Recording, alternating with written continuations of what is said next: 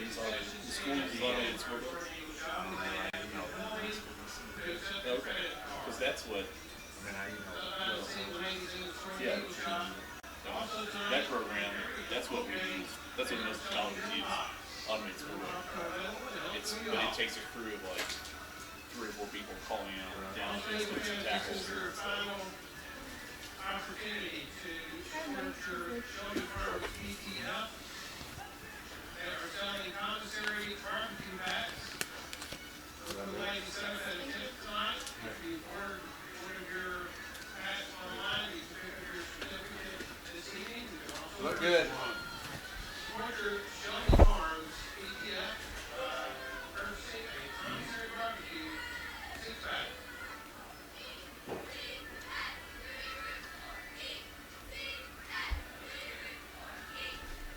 So 89.5 you broadcast on.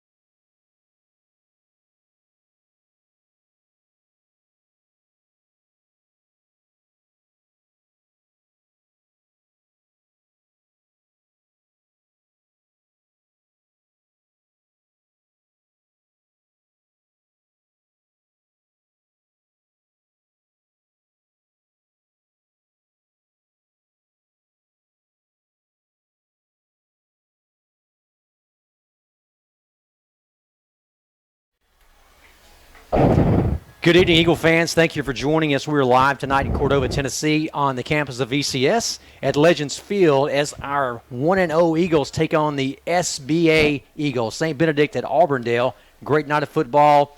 Weather's going to be nice and warm tonight. We'll see a lot of playing time by several first, second, third string probably. We're going to play up a division tonight. Like I said, St. Benedict just down the road in Cordova. Before we get started, Britton's going to join me here in just a minute. We'll go over last week's game. We'll preview tonight's matchup. We're going to go through our sponsors. New sponsor tonight is Buff City Soap, the Kevin Hershke family. Thank you, Kevin. They came in as the pregame sponsor for the remainder of the year, so very glad to have them on board. If you guys are around the Germantown Road in the Neshoba area there, drop in and see Buff City Soap. Give them some of your business. Great stuff in there. At least my wife says it. We actually use some soap as well. Let me go through some other sponsors that we have also. Tim Wilson, Compliance Associates. Thank you so much, Tim. Second year to have Tim. Of course, both his boys are playing football. Garrett, a freshman here tonight. The first downs tonight brought to you by State Farm Insurance. That's Sean Wilkins, Sr., bringing us that for the third year now. Thank you to Sean. The timeouts tonight will be by Strategic Financial Partners. That's Bill Edwards, Chandler Gagnon, Hemp Holcomb, and Barrett Jones. Thank you, guys, once again. Their second year with us. Touchdowns will be Benny James Appliances, the Darren Wilkes family. Thank you, Darren, for joining us again this year. Halftime show brought to you by Pediatric Dental Group and Orthodontics. That's my group in Germantown and South Haven and Olive Branch. So thanks, guys. Steve Fuson, Taylor Colazzo, and Nate Denson. The stats and halftime show, sideline show will be brought to Chris Williams will bring that tonight. That'll be Sammy Reagan's family with MSC Millwork. Britton, glad to have you. Get some last minute stats. Glad to be back. The players of the week, you saw those this week, looked fantastic. That came out by Bank 3, Scott House. We had a special teams player of the week, offensive and defensive player of the week, also a Eagle player of the week, kind of a all-around player. So that was Matthew McMeans. We'll go through that.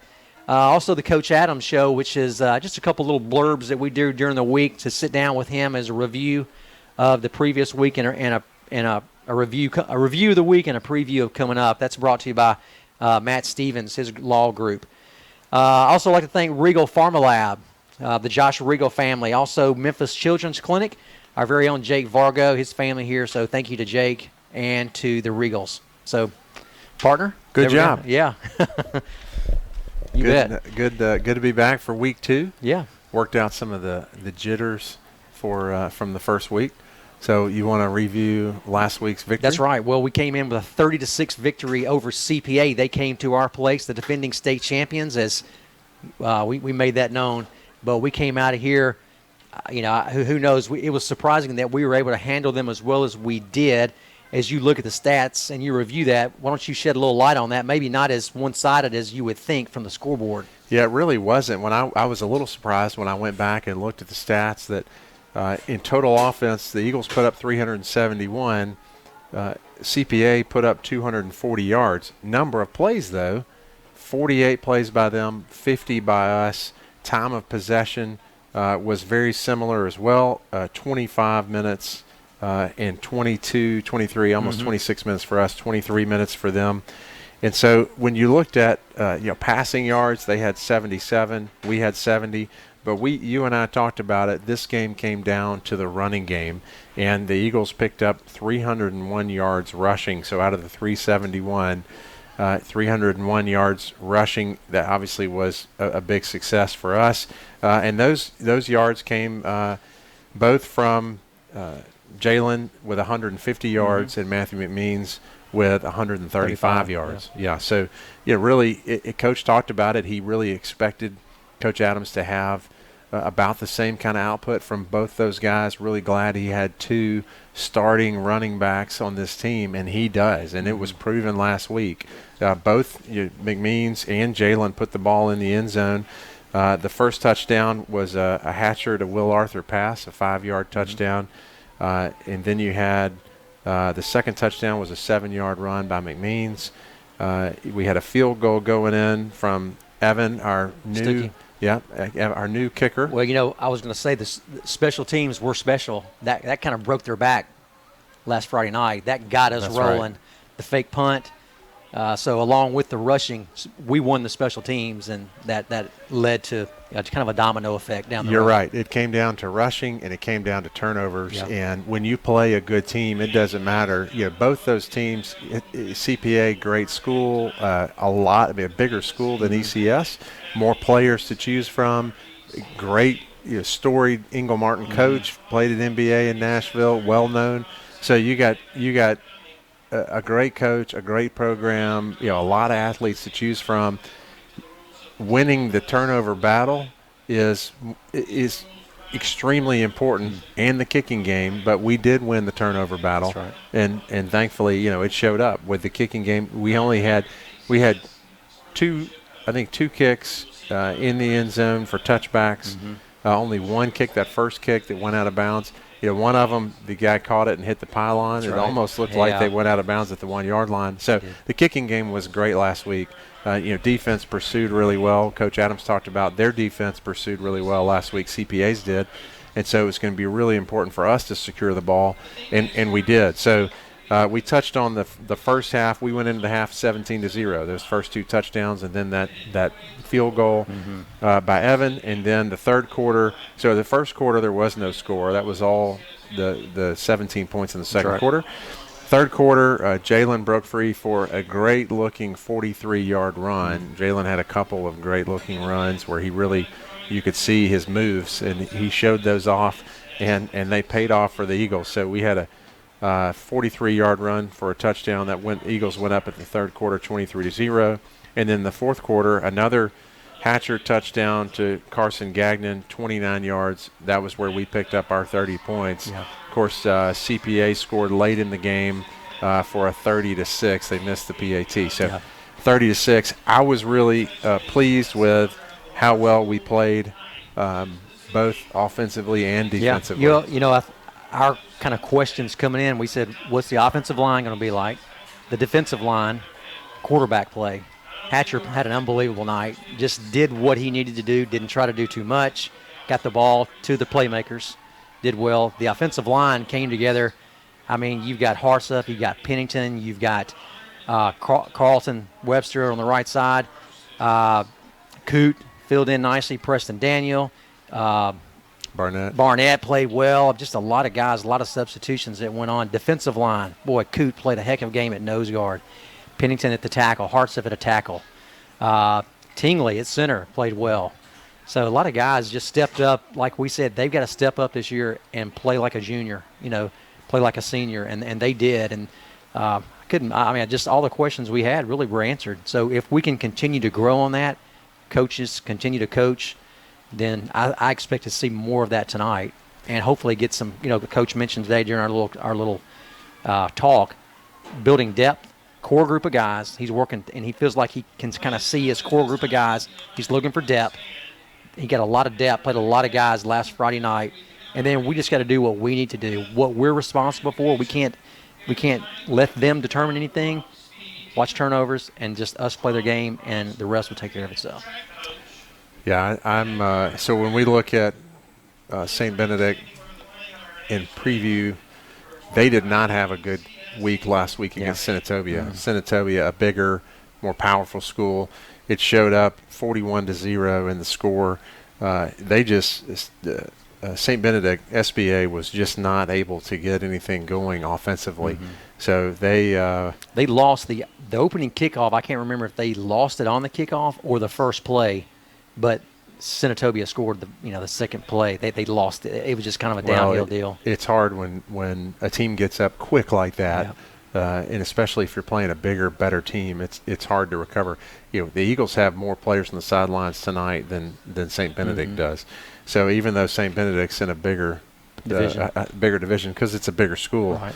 So last week, St. Benedict had 5 first downs. They had 21 yards rushing, and they had 24 yards passing, 6 for 13. So the quarterback was able to connect. That wasn't the issue. It was yards after catch, so a lot of short passes. They're a spread offense. They're wide open, 2 wides, one side, 2 wides, the other side of the field. So if they're under 100 yards and all they do is throw it, then I hope we copy what Senatobia did because that shut them down. Well, and we talked to Coach Adams this week, and we noticed last week on during the game, we talked about it, and in watching film, we were giving a lot of cushion to their receivers. And so I think one of us asked him about it this week, and he said, if we get beat deep, that hurts us. But if we give up 5 or 7 yards, you can't kill me giving up 5 or 7 yards. No. And the thing about that is that he said that I thought was really great was, and this I guess is intuitive, but he said, those little 2, 3, 4, 5 yard passes, occasional 10-yard pass, well, you're just making the offense have to execute really well a lot of times. And so if you make them keep having to make those short passes and you don't get beat deep, eventually that many plays to move the ball 10 yards, it takes a lot of plays. You're going to have a 12-play drive to move the distance of the field. And if you do that, you're much more likely to have a turnover. Yeah, the ball's going to hit the ground. Somebody's going to fumble. You're going to have an interception. Yeah. So I thought, that was well said, because we were giving the guys a lot of cushion last week. We were. I thought it was great, too. I mean, that just makes sense. In high school, turnovers usually win the game. So if we can make them sustain a longer drive, that's to our benefit. Now, that's what we love to do. That's why turnovers need to be a minimum for us. Real quick, tonight is lower school Eagle night. So the lower school football team will be bringing out the high school team. They walked all the way from the locker room over to the field, so they'll be coming out. Also going to have, I believe, the track team's going to be joining them as on the making the line as the Eagles run out. So a lot of things going on tonight. Great atmosphere. So, Brittany, any final words for you before we pan back out? We're going to have some captains here in just a minute. Well, I would say, one thing that SBA gave up last week against Senatobia, pretty balanced. Senatobia was able to both rush and pass. They had 183 yards passing against them. They also had, 183 yards rushing. They had 142 yards passing for 325 yards of total offense by Senatobia. The Eagles had 371 yards last week. So this will be a good test in some ways. Again, another team, because it's really hard to know how good CPA is. Yeah. It's early in the season, and for them, I would expect that CPA will get better as the year moves on, because they lost, as we talked about, 30 seniors from last year's team. Yeah. So it's just, in some ways, I'm really excited about how well we executed, and you said that's what it's about tonight. How well can we execute? Because I really don't know how good CPA is, which means we're not really sure how well we were tested last week. Yeah. And CPA was able to move the ball a little bit, so it'll be interesting to see. The game. The name of the game last week was Bend, Don't Break, and our defense did a great job of not breaking and getting a couple of key turnovers like we talked about. So obviously, if we can win the turnover game and the kicking game, I really like our chances with both Matthew McMeans and Jalen Greenwood running behind our big offensive line. They've got a lot of big players too. So tonight, I know offensive line on the line, O-line and D-line both, we're probably going to be matched up against guys that are just as big or bigger than our guys. So it'll be a great test in the trenches tonight. That's a great key to the game. I would say my key to the game would be to just repeat what Coach Adams had said. He wants us to get up early, quick. He feels like because of what happened to him last week, if we can kind of punch them pretty quick, they might fold, and then that kind of gets our guys out of there. We're not having they're a pretty talkative group, SBA, from what we've seen on film. So we don't want to make this thing closer than we have to. So I expect a lot of running the ball. We're gonna have Austin Hill, 2 tight ends, like you mentioned, and we're gonna be pounding on them pretty heavily, see what they're made of. So. Thanks for being with us. And Coach mentioned too that they're pretty aggressive on defense, and so when you play a team that's really aggressive on defense, sometimes you can take advantage of that aggression. You talked about it with whether it's short screens or real quick passes. If you pick up the blitz, you can put them on their heels, because if you pick up the blitz and you get the quick pass off, that's a guaranteed 5 yards every time. That's right. And occasionally you're going to break one. So if we can execute, get the ball off, maybe run a couple of quick screens or their equivalent, those short out and give guys a chance to make a play, Kinda slow 'em then down. that might slow them down a little bit. Yeah, especially an aggressive team. Also, when you have a lot of guys blitzing, what happens is if you can find a seam, I mean, you talked about it this week, if you can find a seam, if you can get open and bust one right up the middle, there's no one there to catch you. So there's nobody deep. When they all, blitz, everybody's at the line. Feast or So famine. that's right. I mean, and obviously, it's worked for them in the past. Last year, I was looking at the stats from last year.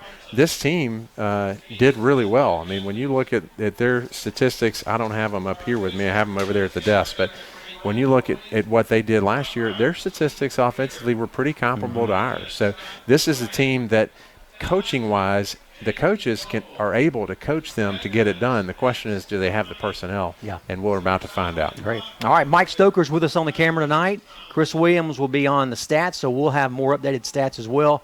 If you are at home and you're coming to the game, bring a radio, listen at 89.5 for the broadcasts, but wherever you are, on a tablet, on your iPhone, or at home, we're glad you're with us. We're going to pan out to the run-through by the Eagles and the captains. We've got Austin Hill, Josh Hartsuff, Carson Gagnon, and Ethan Saunders.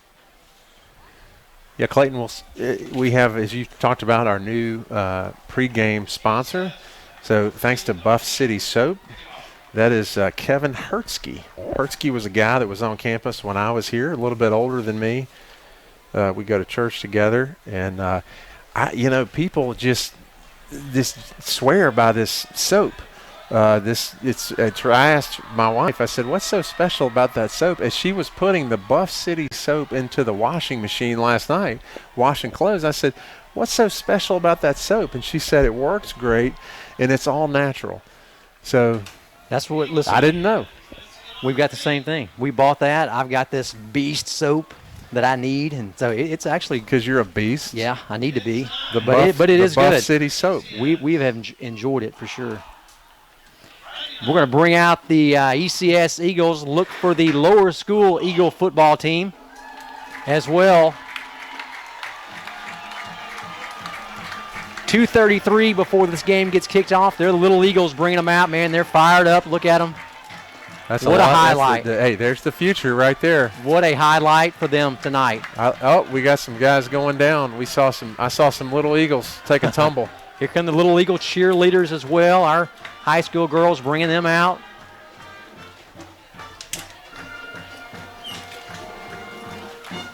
Yeah. We'll get the sideline.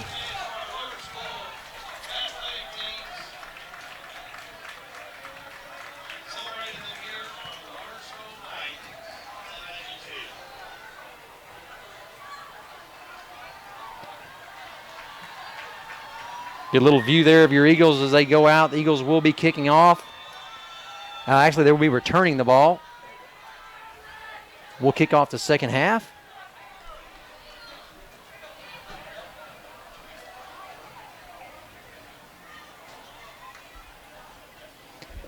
Back deep for the Eagles, Carson Gagnon, Matthew McMeans.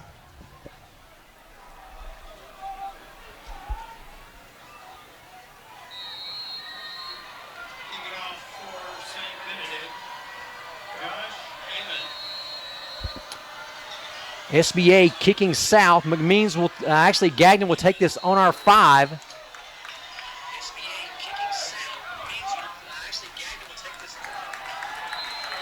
Gagnon gets out to around the 30-yard line. Nice return.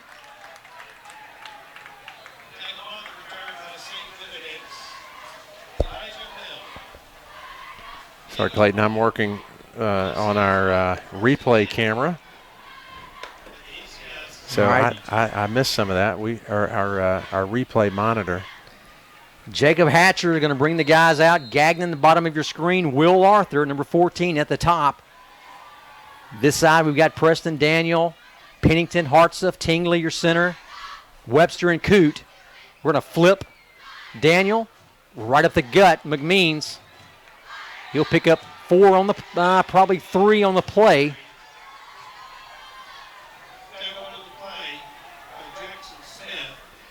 They kind of hung tight. Not a lot of blitzing on that play, but you will see those middle linebackers doing a lot of blitzing and outside as well. They run a 3-4 defense.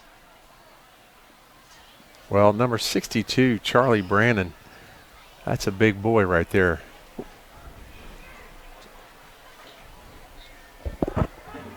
Zoom in. They've got him lined up on Dietrich. Smart move on their part. Greenwood's going to be your tailback. Boy, nice room on the right side to Greenwood. That'll be a first down. That'll pick up of almost 10. Good job by the offensive line making a hole.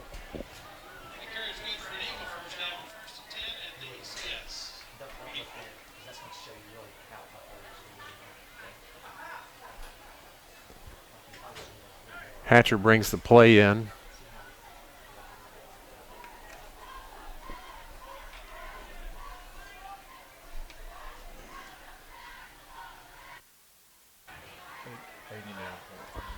Greenwood in the backfield once again. Preston Daniel will flip it over to this side.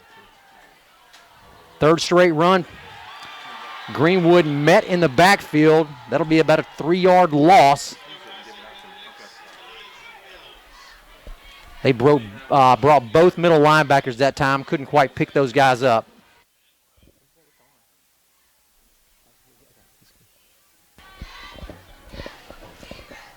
Second down and 12. Eagles traveling north. 10 minutes to go in the first quarter.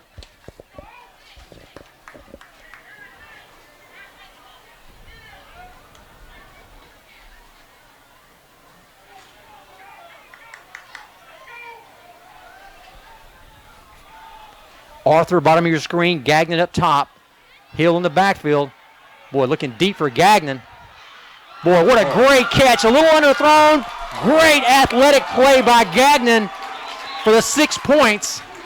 Well, you can't ask for more than that from your receiver. 58-yard strike to Carson Gagnon by Jacob Hatcher.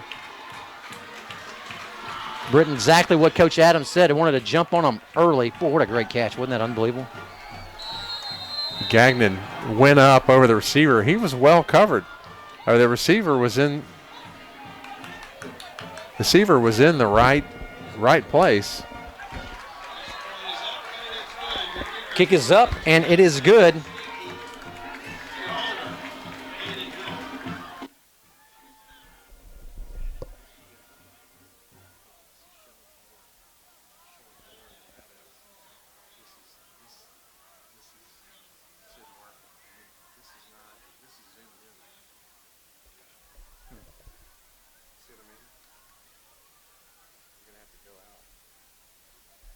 Just go about this. I would go off of that. All right, go back to this then.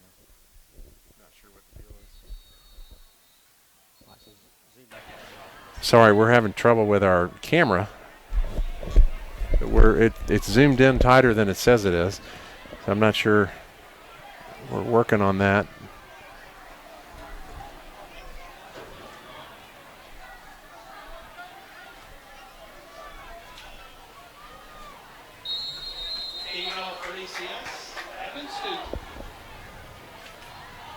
Clayton, that last drive was 4 plays for 68 yards. Time of possession, 2 minutes and 38 seconds. Evan Stuckey didn't quite get a hold of it. That'll roll down at about the 7-yard line out of bounds. Thanks, Chris Williams, for that stat. Brought to you by Sammy Reagan. If you need some cabinetry, any kind of woodwork, does a lot of commercial work, reach out to Sammy Reagan. So that last touchdown was a Benny James, Darren Wilkes touchdown. We talked about it, HVAC, plumbing, electrical, appliance, hot water heaters. Just one call does it all. That's all. Darren Wilkes, ECS graduate. St. Benedict ball on the 35. Peter Nern comes up in from that cornerback safety position, makes the hit. Sorry, a little confusion in that backfield. One running back ran right into the back of another one. Nice play by Preston Daniel. Held contained, set the edge, forced it back inside. Nern came up from the safety to make the tackle. A pickup of 2. Second down and 8 for St. Benedict.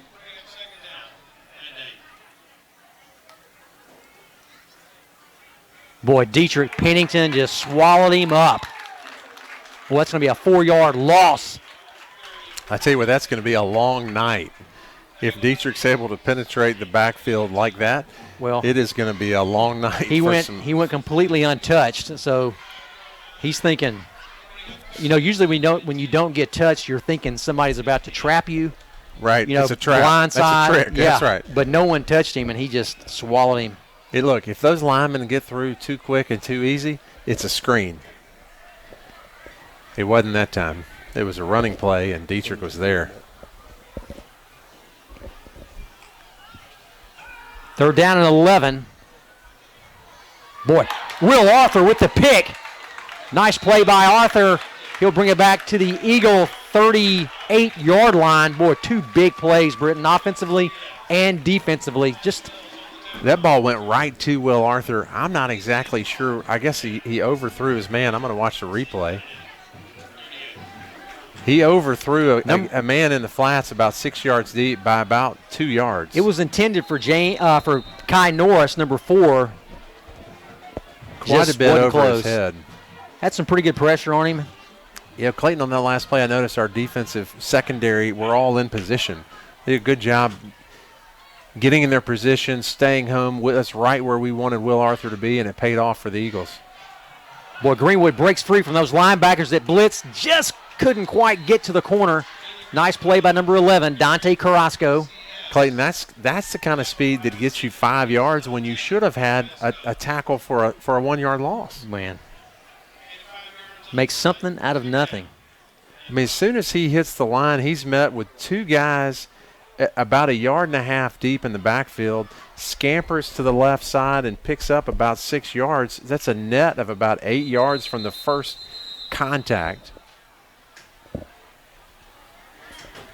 That just shows you the kind of speed that he has. Well, and Britton, make no mistake, what you mentioned, St. Benedict has got some ball players. I mean, they've got speed, yeah. They've got some size. Well, they were there to make the play, but Jalen said, I don't think so. That's right.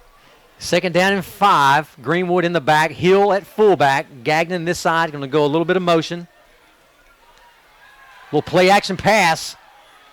Boy, Gagnon was wide open with that crossing route. Oh, wow. A touchdown, Carson Gagnon.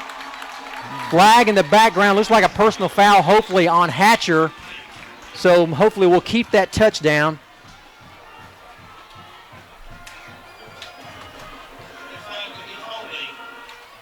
That's actually going to be a holding, so that will bring it back. They brought both backers, Britton. I'm sure just trying to give Hatcher a little bit of time. Yep, right there. Just a handout. Yep, just got him just a little bit too much. What a great play. Wide open. We'll go back to that one again. That was a nice job by Corey Wilhite of St. Benedict getting through the line past our offensive lineman. He was through that line, Clayton, before our lineman looked up. And he did what all offensive linemen do. He held. They all hold. That's what they do. Greenwood, boy, nice run on the left side. Breaks free. He'll pick up almost enough for a first almost down. 15 more. Boy, Ethan Saunders really closed that end down, as well as Austin Hill. Andrew Agapos from the fullback position. So we were able to collapse that left side. Nice play by 35 Agapos and number 6, Ethan Saunders.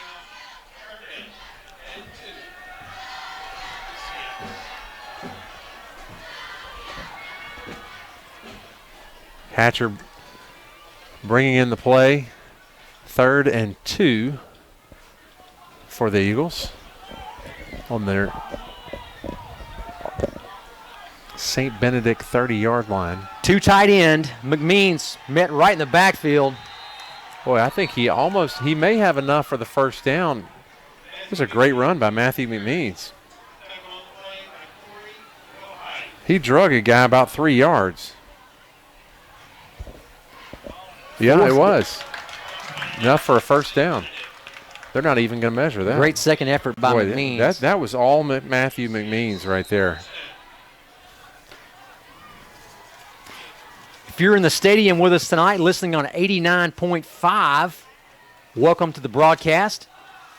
If you're at home on your couch or on the road with a phone or tablet, we're glad you're with us as well, wherever you are.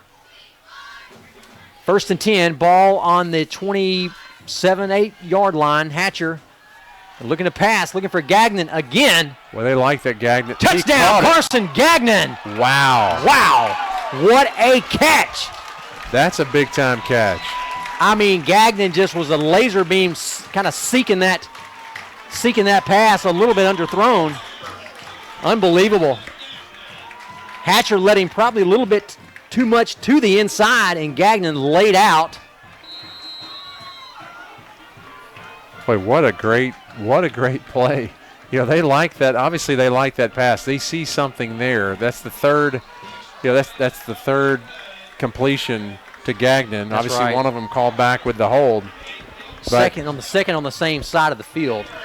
And that's another Benny James, Darren Wilkes. That's actually the third Benny James, Darren Wilkes touchdown, but one of them got called back. And don't forget, it's also a Sean Wilkins Sr. first down as well. So it is a Sean Wilkins Sr. first down. You know, I'm going to get fired. I keep forgetting to announce my own father. I will tell you this. When it comes to State Farm, I'm going to tell you something about State Farm. I'm going to go back to Darren Wilkes. All right, but about State Farm, my rates went down.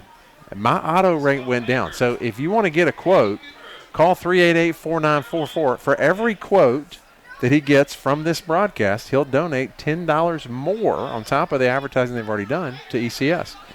Now, I said it last week about Darren Wilkes. In the last 12 months,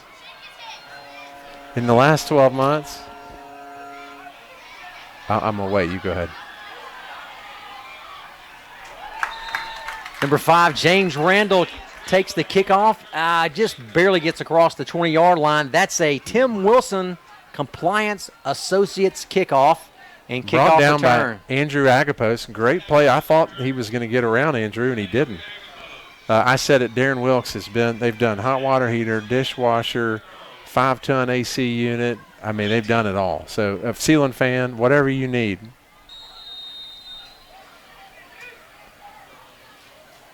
St. Benedict will start on their, we'll call it the 19-yard line.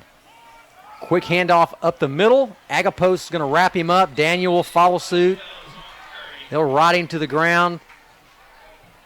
We'll get Peter Nern in there as well. I'm not sure how he got through the line. Man, there was just a scrum right there at the line of scrimmage. It's going to be a pickup of 9. There was not much room for him to get through, but he did. 2nd down and 1.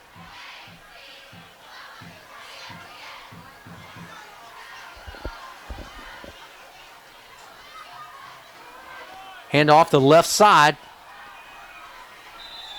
Sam Morris doing a little bit of dance. He will pick up the first down.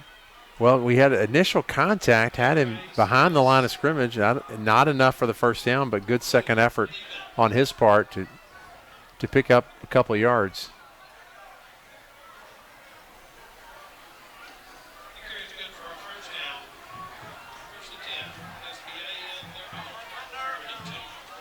First and 10, going to go back to the same play right up the middle. They've kind of had a little success. He'll pick up probably 5, make that 2nd down and 5.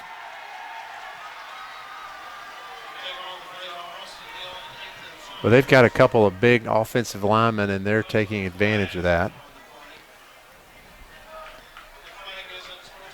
Ben Lucas going to come in and take over at middle linebacker, number 27. Britton, we got an unsportsmanlike conduct penalty against the Eagles. That's going to tack 15 on. It's going to cross midfield. Eagles are on our own 48-yard line. St. Benedict moving south. What was the unsportsmanlike for? I didn't see who it was on. After the play. Thanks, Chris. Shoving after the play. All right. Thanks, Chris Williams. Boy, Austin Hill just stepped up and took out 2 guys. Number 62, the pulling guard, and also the ball carrier, Elijah Mills.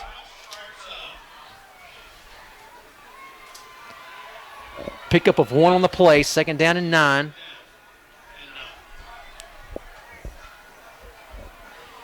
In the defensive secondary, you've got Arthur and McMeans at your corners, Gagnon and Nern at safety, Hill and Preston Daniel outside backers. Well, you see that 10-yard cushion. Great play by Preston Daniel, going to wrap him up for a 0 gain. That'll bring up 3rd down and 9. Once again, he stayed home. That was, Clayton, a designed quarterback draw and not very well executed. No, there was only about 7 Eagle defenders there to meet him. Saunders cut him off so he couldn't get the kick back into the inside, the cutback, excuse me. Well, yeah, the defensive lineman did a good job plugging those holes, giving him nowhere to go. So now St. Benedict finds themselves 3rd and 11 at about midfield.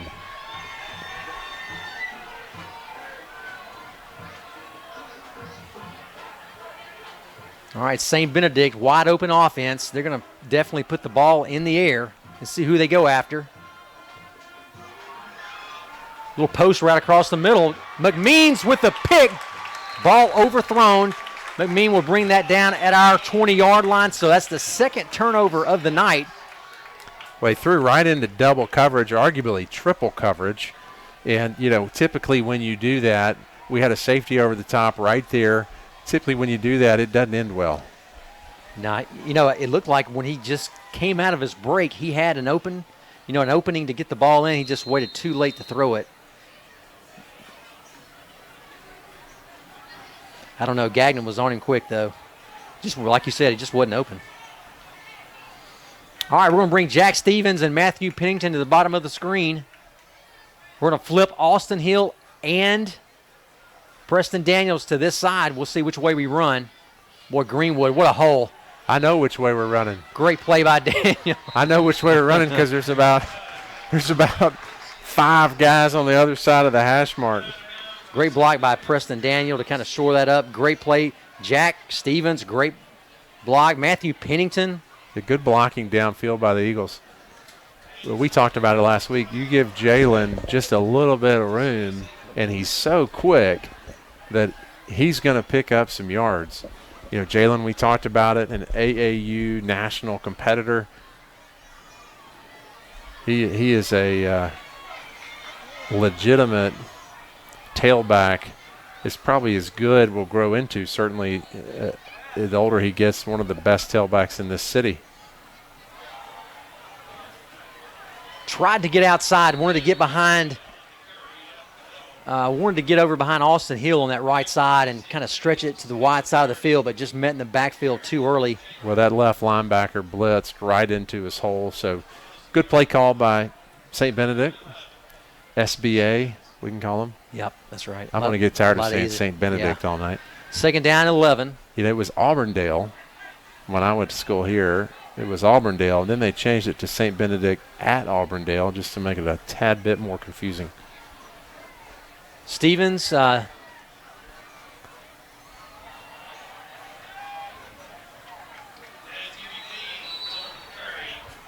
McMeans up the middle.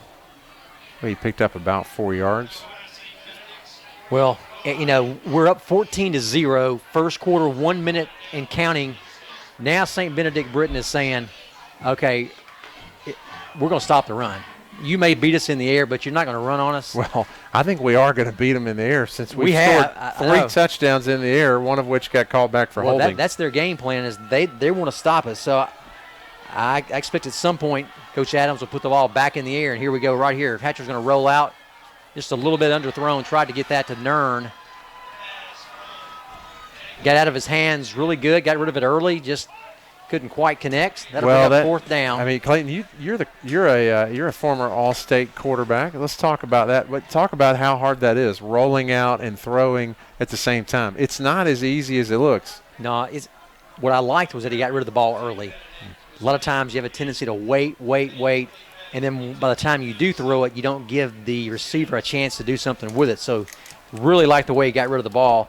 Just couldn't connect. You can't, you don't ever go 100%. He'd like to have that one back for sure, and he'll get a chance.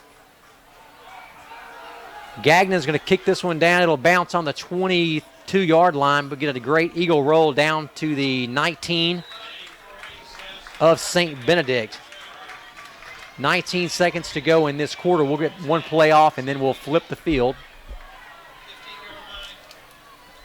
What, Britton, what about that play last week? Carson Gagnon, ball pretty much over his head on the snap, makes one heck of an athletic play to get that ball off. That could have changed the game. Well, that really could. I was just about to say, you took the words right out of my mouth. That could have changed the game because that was right on the goal line.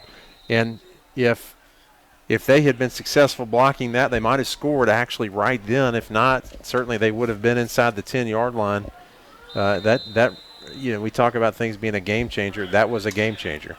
We're going to go with Chris Williams in just a minute at the quarter to get some updated stats, so hang tight. We'll get one play here. Looks like a delay of game maybe. That'll back – illegal substitution. Thank you. That'll back them up 5.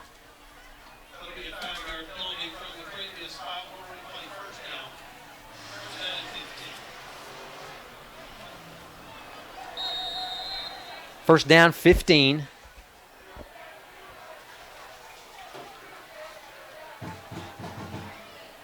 Coot at tackle, Hartsuff right defensive tackle, Luke Pleven, 53 now in at left defensive tackle. Boy, Nern comes up again from that safety position, just can't quite get him down. Looks like Gagnon wraps him up. First down, St. Benedict. We had him wrapped up, just slipped through. Had him wrapped up almost on about the 6-yard line. Yeah. That'll do it for the first quarter. Yeah. All right, as we flip the field, that's the first quarter of play. We're going to go to Chris Williams with the updated stats. Chris, let me know when you've got the mic on. Once we hear from Chris, we'll get a quick little rundown of our cheerleaders.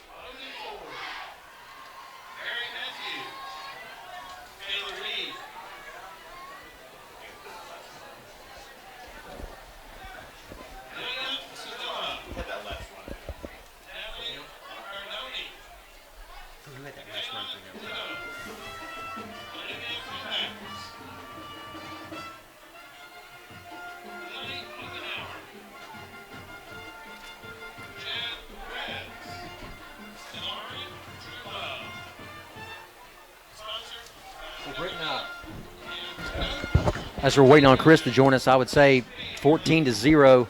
Let me name the cheerleaders. All right, hit it. Not on. Not on. Just name them. That might have been last week's highlight. I heard more about that than anything else.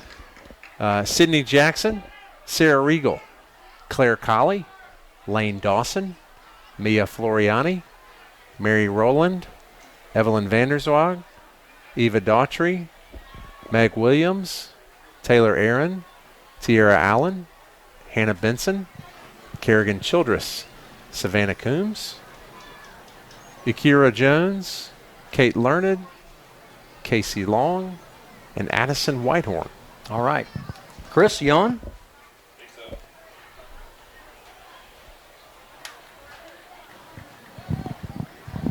All right, Chris, we got you. All right. Into the first quarter, it's all ECS in terms of total offense, outgaining SBA 144-33. First third down conversions, SBA 0 of 1 on their only third down conversion attempt. ECS 2 of 3. Again, on the ground, ECS outgaining SBA 59-33, and we're ready for the second quarter. Chris, we'll come right back to you 1 second. Boy, nice play by Andrew Agapos as he wraps him up. Number 21, Elijah Mills. Good pursuit by Chris, the Eagle anything defenders. else on your end? That's it. Great, man. Great first quarter by the Eagles. Clayton St. Benedict, this team is coached by Marlon Walls. Interesting thing about him, he is a 4-year starter for the University of Tennessee at Knoxville. I don't know if you've heard of them. They're Absolutely. over on the eastern part of the state. Some people call them UT. A lot of orange. Boy, great push. Nice throw and catch by St. Benedict. Pennington was right there. I thought he would swat it down. Well, it looked like Preston Daniel almost knocked the ball out of the receiver's hand. He did. He knocked the ball out of the receiver's hand, and the receiver, in that second effort, brought it in. That'll bring up first down for St. Benedict at the 37-yard line. We'll call it the 38.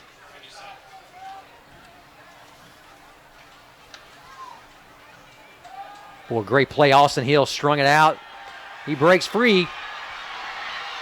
Oh, he's got a hamstring. He Pulled did. a hamstring. Boy, he did. Elijah Man. Mills. Elijah Mills was going to pay dirt. He had to pull up. That's too bad for that young man. I'm gonna back up that video replay, Britton, one more time. One more time. Looks like Austin Hill set the edge really nice. He just found a crease. Was able to cut back. Agapos got just cut off. inside of the yeah. contain. Yep. We had it. Just need to be a little more aggressive and coming up from those backer positions. Well, I tell you, that kind of a hamstring pull like that, hopefully it's just a pull, but I don't know that you'll see him again tonight. They may be able to work on him during the half, but a hamstring is one of the hardest things to come back from. Nice play by Carson Gagnon coming up from that safety position. We kind of got hooked on the outside linebacker, so that's what your safety valve is for. So great tackle by Gagnon.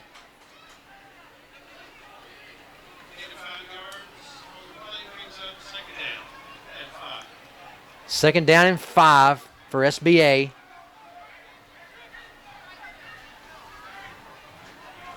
was a nice block by Kai Norris, number 4 for St. Benedict on that last play. This receiver down at the bottom of your screen.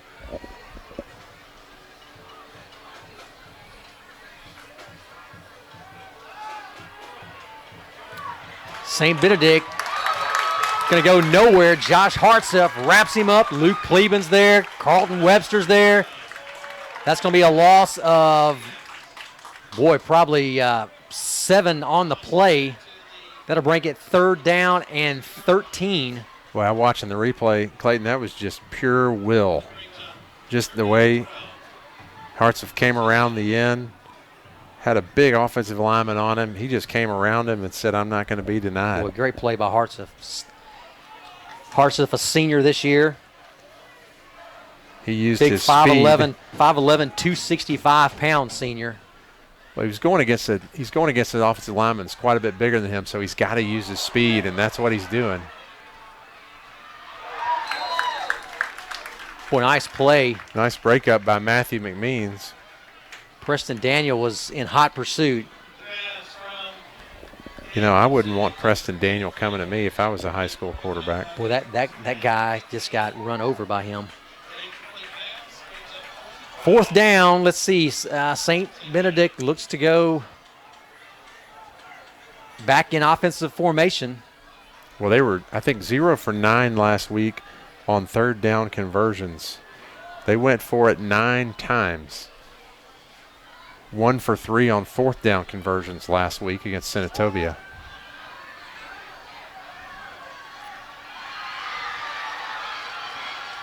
Nice throw and catch by the Eagles. That'll be a first down, a pickup, probably 14 to 15 yards. So nice fourth down play. Hand it to SBA. That was a long throw. Quarterback hung in there. Plenty of time.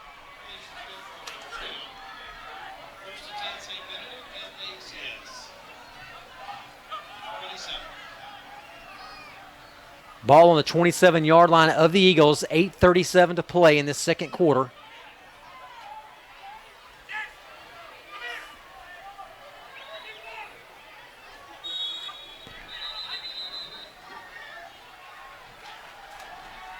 We're going to have a strategic financial partners timeout.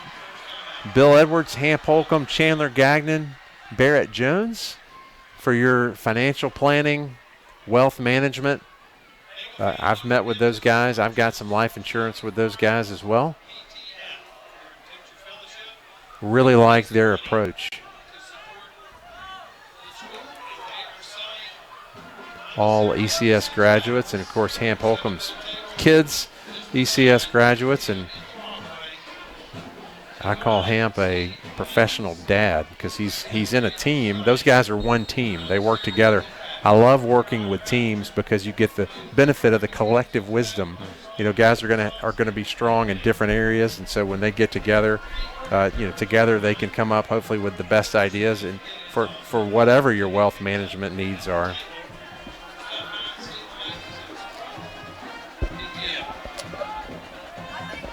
All right, 8:26 to go in this second quarter. Let's see if the Eagles defense can hold them.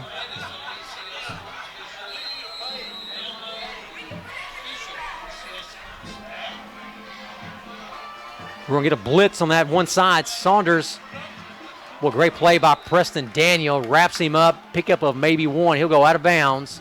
But nobody blocked Preston Daniels. He was waiting on the running back when he got there. I think their receiver was possibly supposed to block down on him, and he certainly didn't. He played great. Stayed at home. Didn't try to do too much. Let it come to him. No, a lot of times you'll see a guy when he's that open, if he doesn't stay home, if he's too aggressive, we talked about it in the pregame, guys, when you play almost too aggressive on defense, you can find yourself and put yourself out of position to make the play.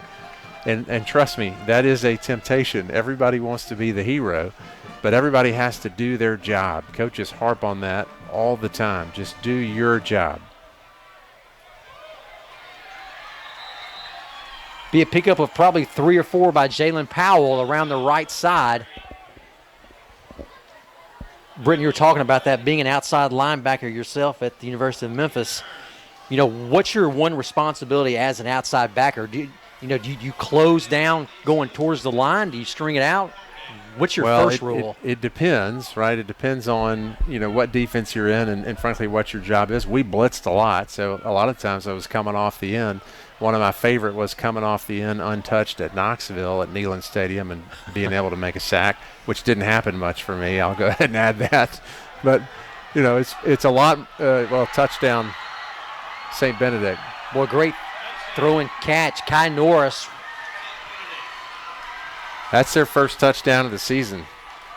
So they are celebrating, and rightfully so for them. Is that about a 28-yard pass? Chris, what'd you think on that? 31? 21, okay. But, so when that's more, the most fun is when you get to blitz, but usually you're not blitzing, and so you're right, you got to try to string that play out, and whatever you do, you don't lose contain. Okay. And if I'm going to share a time, that PAT was good. If I'm going to share a time when I was successful making a sack, I'm going to share the time that I lost contain at Louisiana Lafayette, that well-known powerhouse. Oh, yeah. And guess what? Raging Cajun. 6. Gotcha. Give him 6. Yeah. Because your daddy right here lost contain. Yeah, never lose contain. Set the edge, as they say. Yeah, well, I didn't set the edge at all, and he went right around me. And, boy, it was really fun watching that film, let me tell you. Well, Britton, just like that, St. Benedict is back in the game. They had a nice drive, had a nice 4th and long completion to extend their drive, and then they hooked up right there with Kai Norris. Kai is a big, good-looking kid, probably 6'3" or 6'4", went up over the top. He looks like an athlete. The throw was on the money in the back of the end zone. If you're home tonight, don't forget the commissary gift vouchers are still available. They extended that for a couple of weeks, so don't miss out on that. I know you hear it and you think about it and you say, yes, I need to do that. The follow-through sometimes is not as easy with all that we have going on, but write yourself a note to pick those up because they will be gone. Gagnon's going to take that right out of the air, looking for some blocking. Still on his feet. He'll bring that to the 30-yard line. Nice run by Gagnon.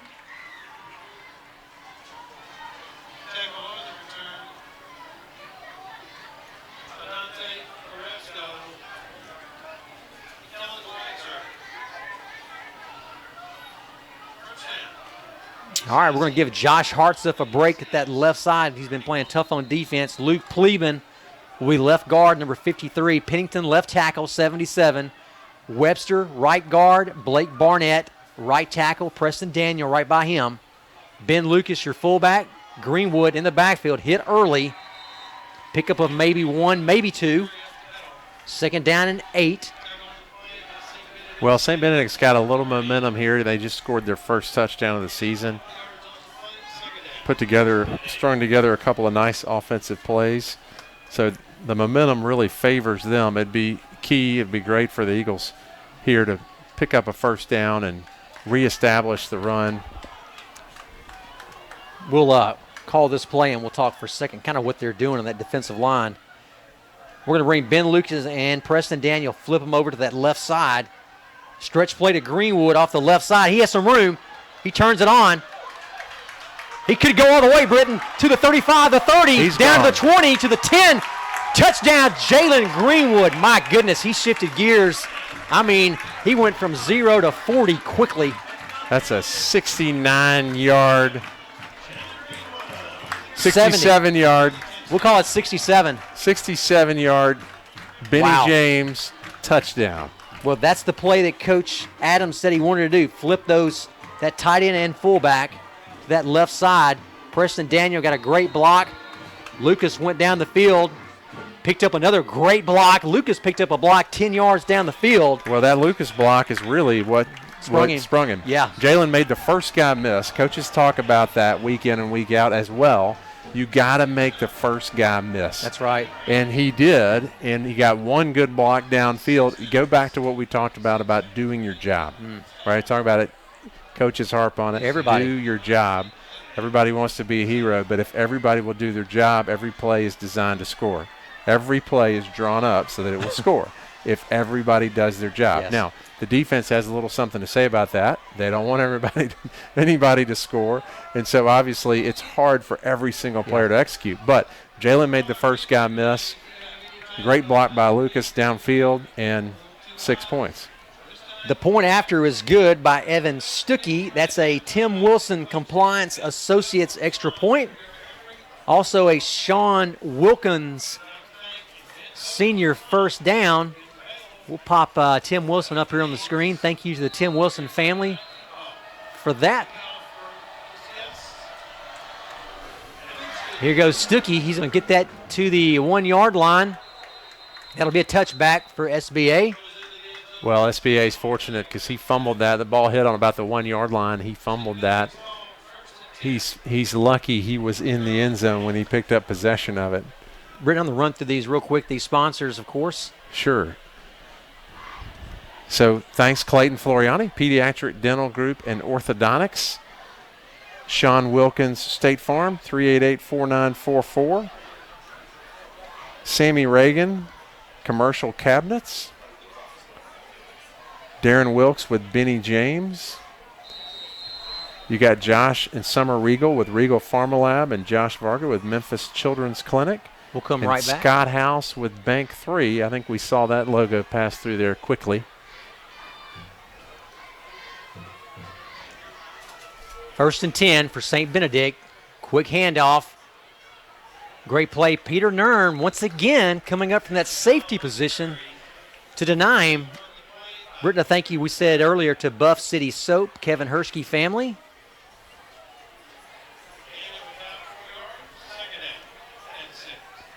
That was a pickup of actually 4, so second down and 6. I was saying, Britton, previously they were actually flipping their defensive linemen on us, so they're kind of alternating, and that's what White Station did to us and kind of hurt us, so they kind of probably saw that on film, but it didn't last long.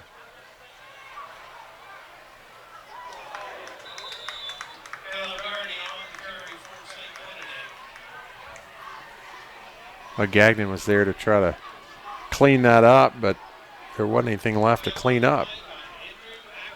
I think Andrew Agapos on that tackle. Agapos and Gagnon came in to make the tackle. Third down and short. We'll call it 4.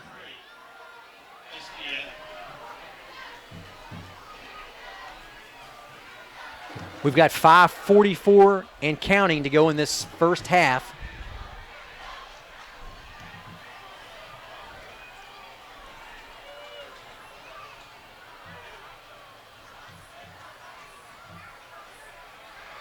Again, that design quarterback draw. A quarterback is an athlete. Kind of a wildcat. Well, first time they ran it for a loss, I believe, of a yard or 2.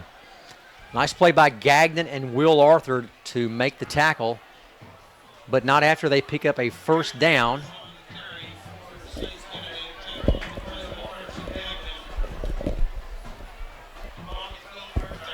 I believe it was Jalen Powell was the ball carrier there.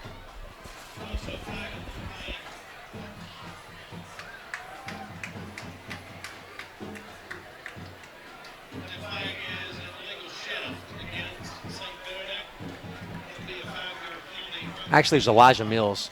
Sorry. So we had a penalty on the play. Chris, you pick up what that was? Illegal shift. All right, so that'll back him up. That will negate the first down. Bring up third down. Looks like they will back that up from the previous spot. So 3rd down and 8. 5 minutes to go and counting. You're going to have a timeout by St. Benedict. That's going to be a Strategic Financial Partners timeout. Barrett Jones, Chandler Gagnon, Ham Holcomb, Bill Edwards. We talked about this earlier. Reach out to those guys for wealth management needs, financial planning, ECS families, all of them. I've reached out to them. 260-6424. 260-6424. 6424. Reach out to those guys. Clayton, I want to say thanks to Bank 3 who again sponsored our Players of the Week. Scott House with Bank 3. Great group of bankers. Scott, also the volunteer chairman of the board.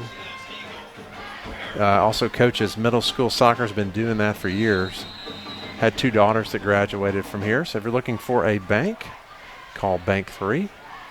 Big 3rd down play. If we could stop here, the Eagles would get the ball back one more time before the half. Boy, Pennington's got him hemmed in, giving chase. Oh boy, Gagnon. Wow. Unbelievable play by Carson Gagnon. Just sold out, completely laid out. He was open. Man, he came on the scene like a missile. I just watched the replay. He did. Yeah, just like the he touchdown. Came out of nowhere. Just like the touchdown catch. So great Man, play. He's got great speed.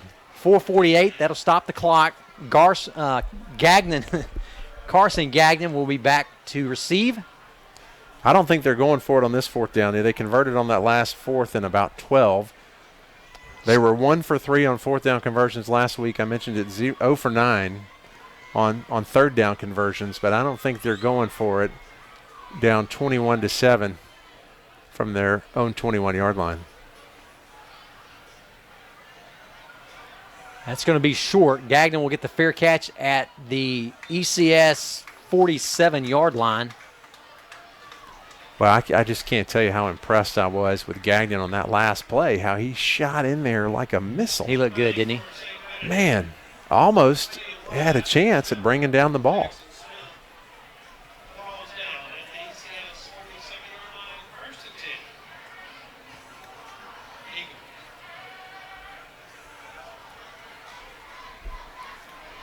Well, the Eagles take over 1st and 10 from their own about 47-yard line with 4:40 left in the 2nd.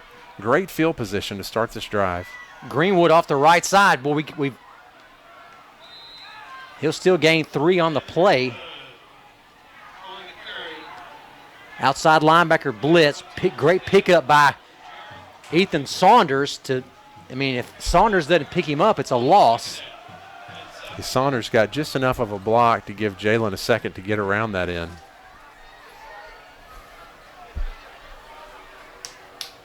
Hatcher's going to get the play from the sideline. He'll bring that out.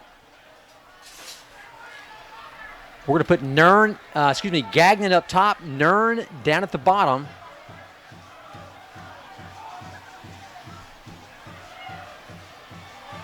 Hatcher looking deep.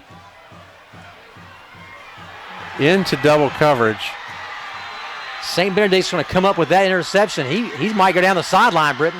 Hatcher. Yeah, touchdown saving tackle by Hatcher on the 25-yard line. Well, it's a shame we're going to give St. Benedict a little momentum right here going into right here at the end of the first half. We've got 3 minutes, 40 seconds, only 30 yards to go.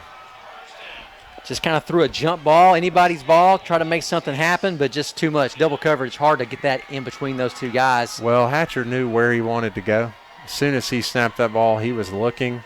And, as a defender, you see the same thing. If you're looking back, you see pass, you see the quarterback, and they did a good job breaking on it. St. Benedict's got good athletes.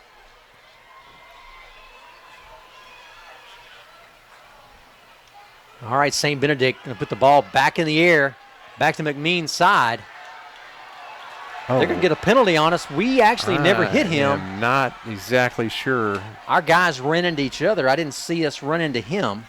I don't know. We'll have to figure out what number his relative is. No, I'm just kidding.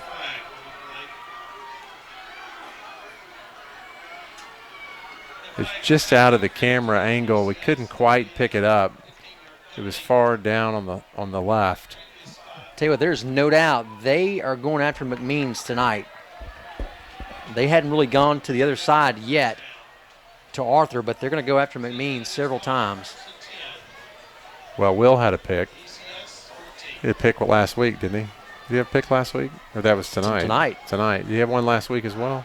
I don't think so. He had the touchdown last week. All right, so that penalty will bring the ball to the Eagle 15-yard line, 3:31 to go. Lots of shifting in the backfield. Little Wildcat once again.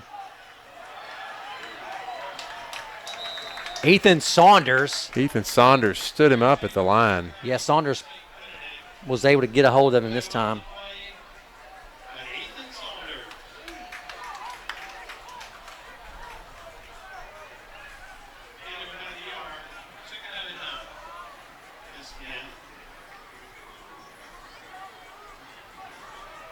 We're having a little difficulty with our camera. The monitor is showing one thing, but what's showing up on the screen on the YouTube is something different. So it's a little difficult. It's making it difficult on our cameraman.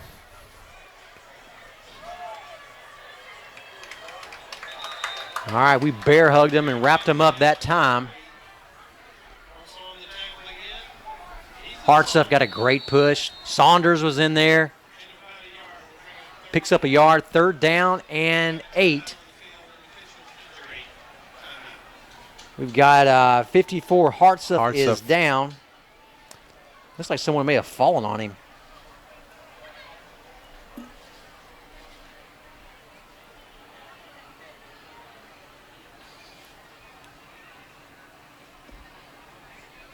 Can't quite see if it looks like it happened before. Yeah, it looks like somebody just fell on him. That's a classic. What's that danger of those offensive linemen? Yeah. So many bodies and big boys in there together. It's not like you got a quarterback like you falling on them. It's these big linemen. You see a lot of those guys wearing the braces, on the outside of their knees for that reason. Almost every offensive lineman in college.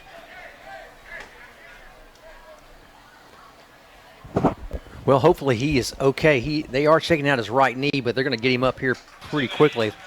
That's a great sign. And he's walking on his own. Yep, he's putting all 260 pounds on that knee, so that's a good sign. That's a good opportunity for us to talk about the Ortho South Community Deck. I'm not sure exactly what we're going to call it. The Ortho South Hangout. Yeah. We're going to have to figure out the name for that, but it's brought to you by Ortho South. You can see it in the back of the back view to the left with the lights on it. Got the tonight they were honoring the lower school faculty. We're going to have Tyson Lee actually up here. We're going to visit with him during halftime. The lower school, head of lower school. 3rd down and 8. They're going to go there once again to this side. That's going to be short. Yeah, it's going to be a little bit short. So 4th down and probably inches, maybe a yard. That was about we'll call that a 7-yard pass play, 6-yard pass play.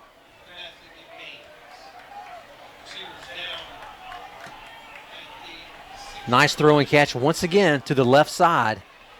So 1 for 3 last week on 4th downs, 1 for 1 tonight on 4th downs, down 21-7. What do you think, Clayton? They're going to kick it? They're going to go for it? They're going to fake it? I would expect them to run that Wildcat again like they have run. They just need to get a yard. I would expect them to take a timeout. There we go. And talk it over. 146. That timeout is brought to you by, once again, Strategic Financial, Bill Edwards, Hamp Holcomb, Chandler Gagnon, and Barrett Jones. Thanks, guys, for supporting this live stream, supporting the football team, supporting all sports at ECS.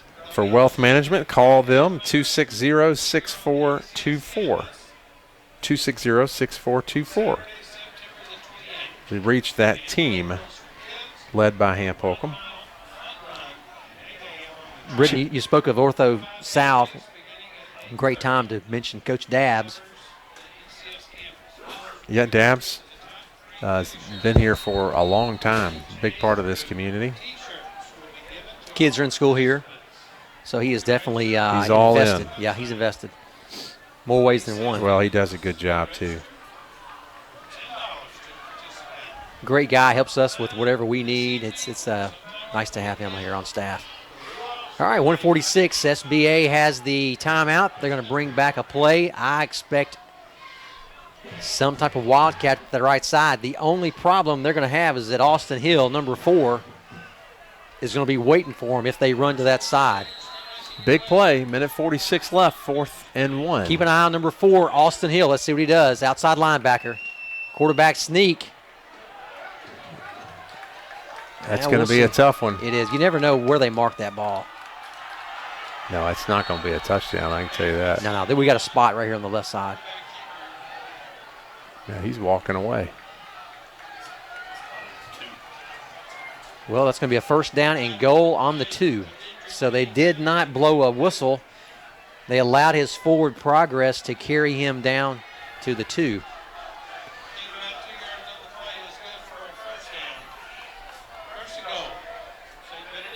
Eagles up 21-7. St. Benedict kind of sneaking their way back into this. We talked about it pregame. We talked about turnovers.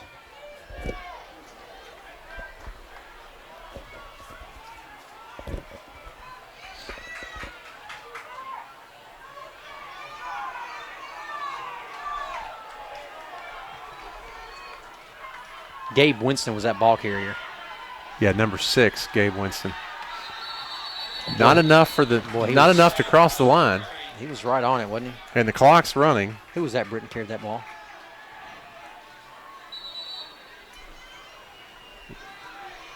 Another timeout. Jared Chambers was your ball carrier there, number 23. Couldn't quite get in. That.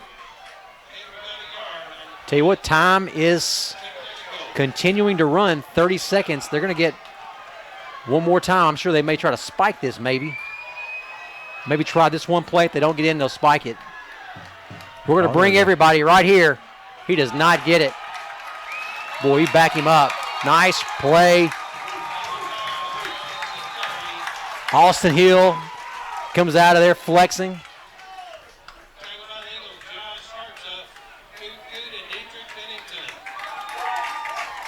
Boy, Austin Hill just blew it open. He stood his man up and just shucked his blocker. That's exactly like you teach it as a defensive coach. That's exactly what you want him to do in that place. He came in, plugged the hole, smashed his guy, and shed him and was right there to make the tackle. That's a big-time play. Yeah, he's already committed to West Point. One of those we talked about, the most physical, certainly, player on this team. And I love how he plays with heart. I mean, this guy just comes every single play, offense, defense, and just lays the wood, whatever he's doing. He plays with intensity every time. If I'm not mistaken, his father played for Ohio State. Yep. His father was a Buckeye. That's right. This team, Coach Adams has said, this is a senior-driven team, and he is certainly one of those seniors that it drives this team. As he goes, so goes the team. 15 seconds to go. Well, no timeouts left by St. Benedict. They got 15 seconds on the clock. This might be third the last down play. and 3. This may very well be the last play. I bet you they don't try to run a Hill again. They're going to put the ball in the air. Hill, once again, nowhere to go. Austin Hill, too much pressure on him. Has to get rid of the ball. Incomplete. That'll bring up 4th down. Quarterback is acting like something happened to him. I'm not sure. Might have twisted his ankle. Austin came down on him. We didn't tackle him, but as Austin hit him, he came down awkwardly.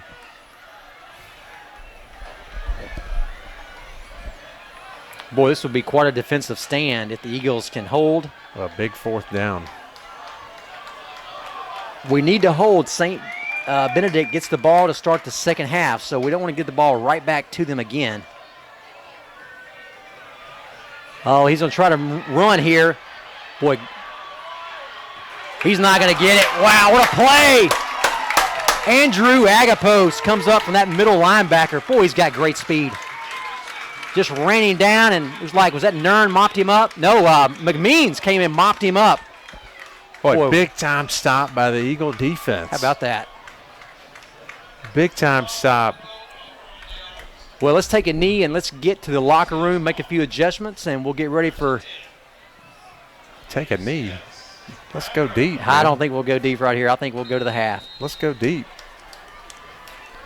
I'm not taking a knee. Stay tuned for the interview with the new head of lower school, Tyson Lee. We'll visit with him, see what he's all about. Great new addition this year brought in by Mr. Brady, Braxton Brady, head of school. Hatcher will take the knee. That'll end the first half of play. The Eagles go in 21-7. Eagles hold off there this great defensive stand to stop a late score off that interception from Hatcher. Eagles will kick off to start the second half, so St. Benedict will have the ball. So very, very great play, great stand by the Eagles. We're going to get ready for our halftime show. This is the PDGO halftime show. Yeah, Clayton, as we go into halftime, let me just mention these cheerleaders again.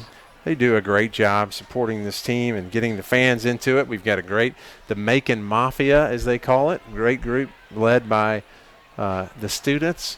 But our cheerleaders this year, Sydney Jackson, Sarah Regal, Claire Colley,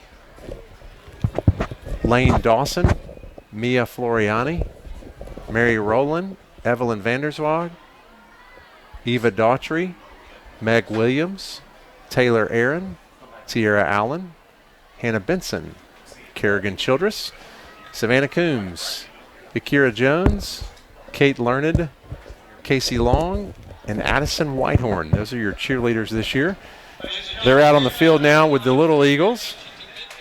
The new cheerleaders, the future cheerleaders.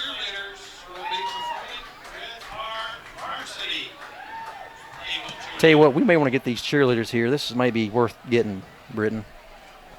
We'll zoom in here real quick.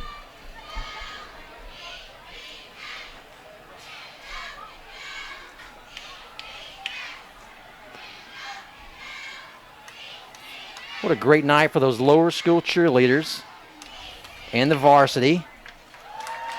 All right, what a great show. All right, we're going to get ready for our halftime show here with Tyson Lee. Britton's going to have him, and Britton, once that's over with, we'll get caught up on our stats for the first half. All right. I think one of those cheerleaders was one of my daughters.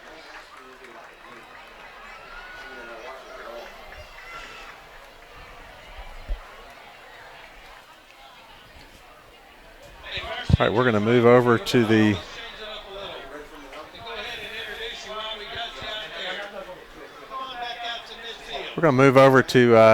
interview Mr. Lee. As I said, our new head of lower school.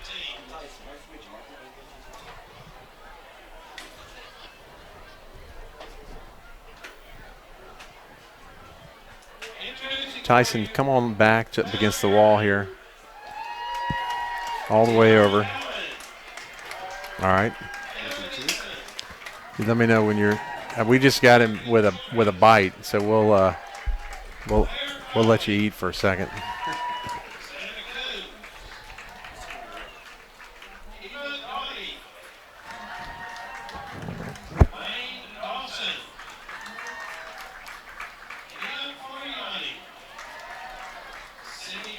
Did you see Emmy out there? Did I see you out there? No, Emmy. Oh, I did. Yeah. You don't want to see We're me talking out there. about the cheerleaders. You do not want to see me out there. All right, make sure. Blake. All right. As I said, I'm here with Tyson Lee, head of lower school. So really glad to have you as part of the team this year. My wife happens to be one of your employees. She is. She's. I think she's the best employee. I don't need to ask for your professional opinion. We're going to leave it at that. But she is a new addition to the team this year, and really excited to be there as working with the JK with the 4-year-old. And she's 3-day. I told her I just have to work her into the 5-day rotation. Yeah, right? Good luck with that. I don't think that one's going to happen. So hey, you never know. If you can talk my wife into working 5 days, we're going to offer you a job in sales. That Braxton would kill me. We're not going to do that. That's good. Thanks for being with us tonight. Thank you, Britton. We want to hear about what's going on at lower school, and we want to get to know you a little better. But tell us a little bit about yourself and how you ended up at ECS. And you have a little past that has something to do with football, too. Yeah. So a little something. A little something. I was telling somebody earlier, this time of year is so interesting because it just brings back good memories, bad memories, some wins, some losses. Probably more than anything, this weather reminds you of how hot it was when you played. You know what I mean? I know exactly what you mean. But, no, it's been great. I think the quickest way to say how I got here, Braxton and I knew of each other. And because we knew of each other, I knew some of the work that he had done mentoring young men. And so from afar, I really was drawn to what he was doing prior to coming to ECS. And when he became the head of school, we got together and we're actually talking about some other things not related to ECS. And in a matter of about 2 weeks after that, we began to talk about what he was wanting at the lower school for ECS and really his vision for ECS overall. And my wife and I talked about it. It was a pretty easy decision. And mainly because we at the lower school get to build a foundation, get to partner with families, and help lay something that when they get to the middle school and upper school, those teachers and parents can build off of. So it was a pretty easy sell for me. And I can say, I think this is week 12, Britton, and it's been great. It's been a whirlwind. I feel like I go to bed as soon as my kids go to bed at night. Yeah. But overall, man, my wife and I are super grateful. We have 3 kids, Lord willing, 4th on the way in January. And I have 2 of my boys with me. So it's pretty crazy. Yeah, how old are your kids? I've got a 4-year-old who is in JK, a 3-year-old who is in PK, and then next year our little girl, Ivy, will be in the Little Eagles. So she's 19 months. So it's never a dull moment at your house, and only going to get more exciting. That's what I hear. I was telling the teacher yesterday, we stopped by the middle school volleyball game last night for 10 minutes, and she was like, oh, I'm sorry. I'm like, no, you don't understand. Just to get out of the house, drive 15 minutes, watch a game for 10, and drive back, that's an hour that you don't have to be inside. That's right. So that's how we plan our days, is similar to that. We spent plenty of day at Bass Pro Shop. Yeah. This is when it's you can't call it babysitting when it's your kids, right? That's true. But daddy daycare, as I called it. That's a great way to put it. We spent many a night at Bass Pro Shop because they can climb on the boats. They can look at the fish in the tank. Yes. And there's one out east, and that was my go-to. So they can get on top of the four-wheelers, and if you really want to venture out, you can go all the way downtown if you're really bold. So you can tuck that away. That's free. All right, you get what you pay for, man. Free entertainment, and that was free. We're all for free entertainment. Free entertainment, and it's air conditioning, so that's good too. So you did have a little bit of a football history, so tell us a little bit about that. Yeah, so I grew up in Mississippi, Columbus, Mississippi. Played high school ball there. Ended up going to junior college. So in Mississippi, junior college is usually for those who don't have the grades or who bigger universities don't think can play for them. So I had the grades but didn't have opportunities to play at a university. So went to junior college, Itawamba, which is in Fulton, and played for 2 years. And after my second season, I said, hey, if I'm going to continue playing ball, I'd love to try to make it to the next level. So I walked on to Mississippi State, ended up starting my junior year and my senior year. We weren't that good, but we had a good time. It's interesting. They made a bowl the year before I got there. We didn't make a bowl 08, 09, and they've made a bowl every year since. So I don't know if that says about me or our team. I just want you to feel less lonely because you talk about losses, and I'm very familiar with those. So you get it. We were 6-5, 6-5, 6-5 at Memphis, and playing teams like Tennessee, Ole Miss, Arkansas, Mississippi State. Yep. You guys had our number. And playing really good competition, and in every one of those games, basically, we played Michigan, we played Miami, and then I get there and we're like 2-9, 3. When I'm starting, we're worse than before. So, and then of course now, they've been to the conference championship the last 2 years. Y'all got a big game tomorrow. Great program. There's a game tomorrow. I have heard about that at my house. It's my wife. A little split. Is an Ole Miss graduate. Yep. My sister is an Ole Miss graduate. Both of my parents, my brother, everybody went to Ole Miss but me. I just like to tell them I'm the real rebel in the family. That's good. So, but I can relate. You can feel less lonely. I appreciate it. But it's interesting this time of year too, Britton. I joke about being hot and all that comes with football, but you could relate to this.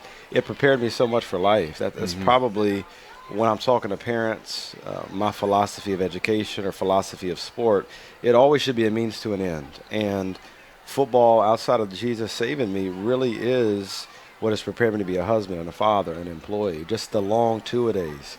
I joke, one of my kids doesn't like to sleep through the night. And so 1, 2, 3 o'clock, he likes to work his way into our room. And there are many times where I'm picking him up, taking him back to his bed, and then I'm saying to myself, at least it's not two-a-days. In August, in Mississippi. In Mississippi, when coach is trying to make you quit. Yeah. In Mississippi or Memphis, Tennessee, I remember some August days. I thought, I'm not sure this is worth it. Somebody asked me today, do you remember hot two-a-days in August? I'm like, I remember them just like they were yesterday, and I'll never forget them, even as hard as I've tried. And I don't know if you're like me, but if people knew the number of times I thought about quitting, they probably wouldn't be pleased with that. There were many days where I'm like, why am I out here? As you said, it's things like that help shape us. And, challenges. I mean, you talk about the fire refines, and it does that for us as believers, because when we are going through challenges, especially as a believer, we have ultimate hope in Jesus Christ. Amen, and sometimes I think we live in the West. Our lives are much more comfortable than on average around the world, and we don't often think about, where's my next meal coming from. I know every Friday night when I show up here, they're going to give me a burger as thanks for being on the live stream.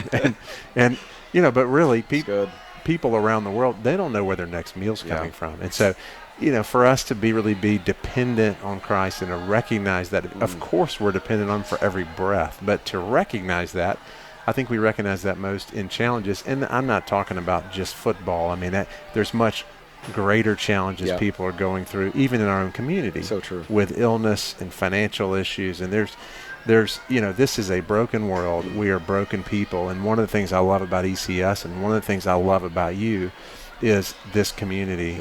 And we love each other. We encourage one another.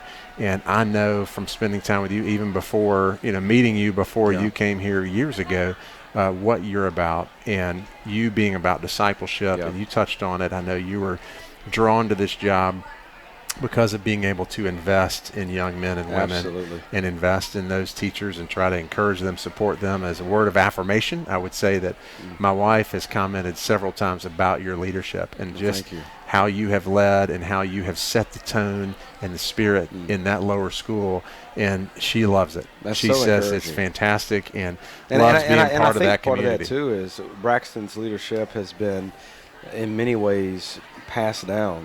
What he wants.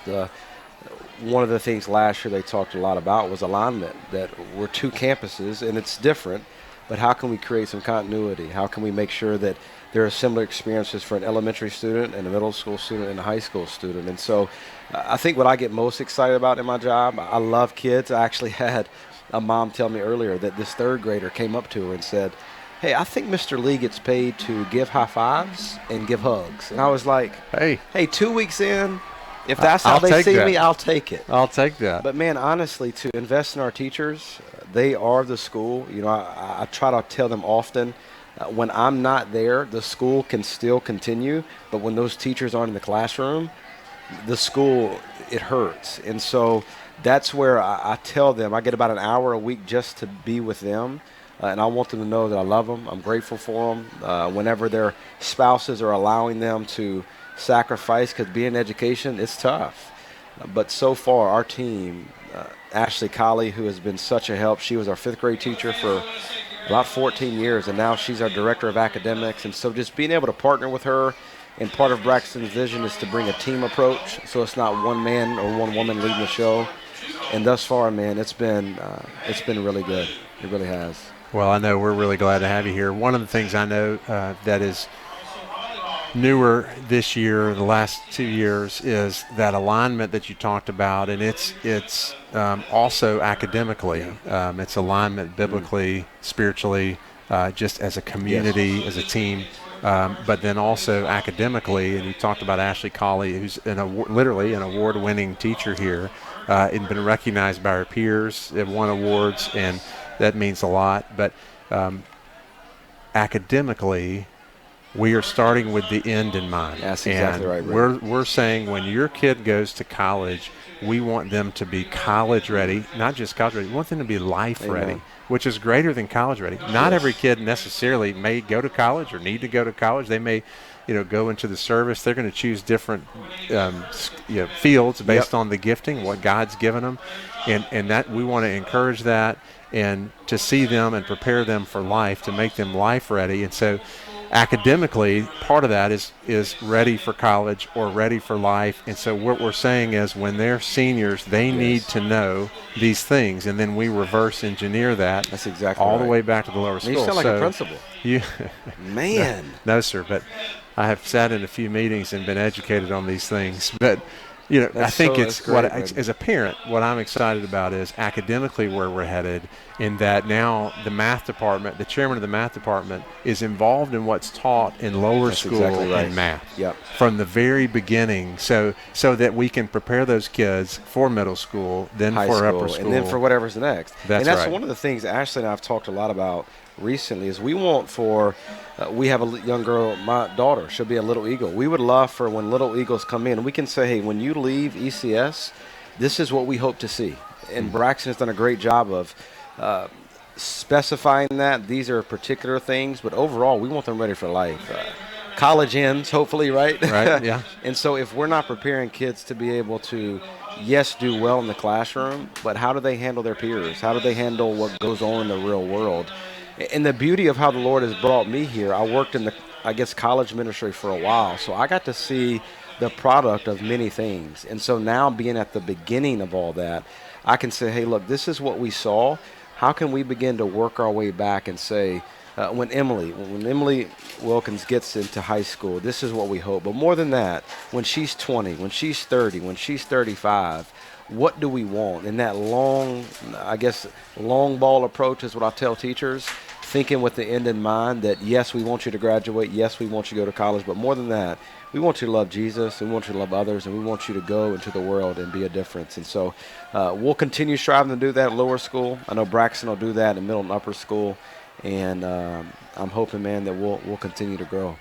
Well, thanks for spending a few minutes with us. Oh, thank you. Great to be able to introduce you to some of our community that might not have had a chance to meet you, but we're real excited about you, your leadership, your whole family being here. Yeah. It's been a great encouragement, and we wish you well. Thank you, Brendan.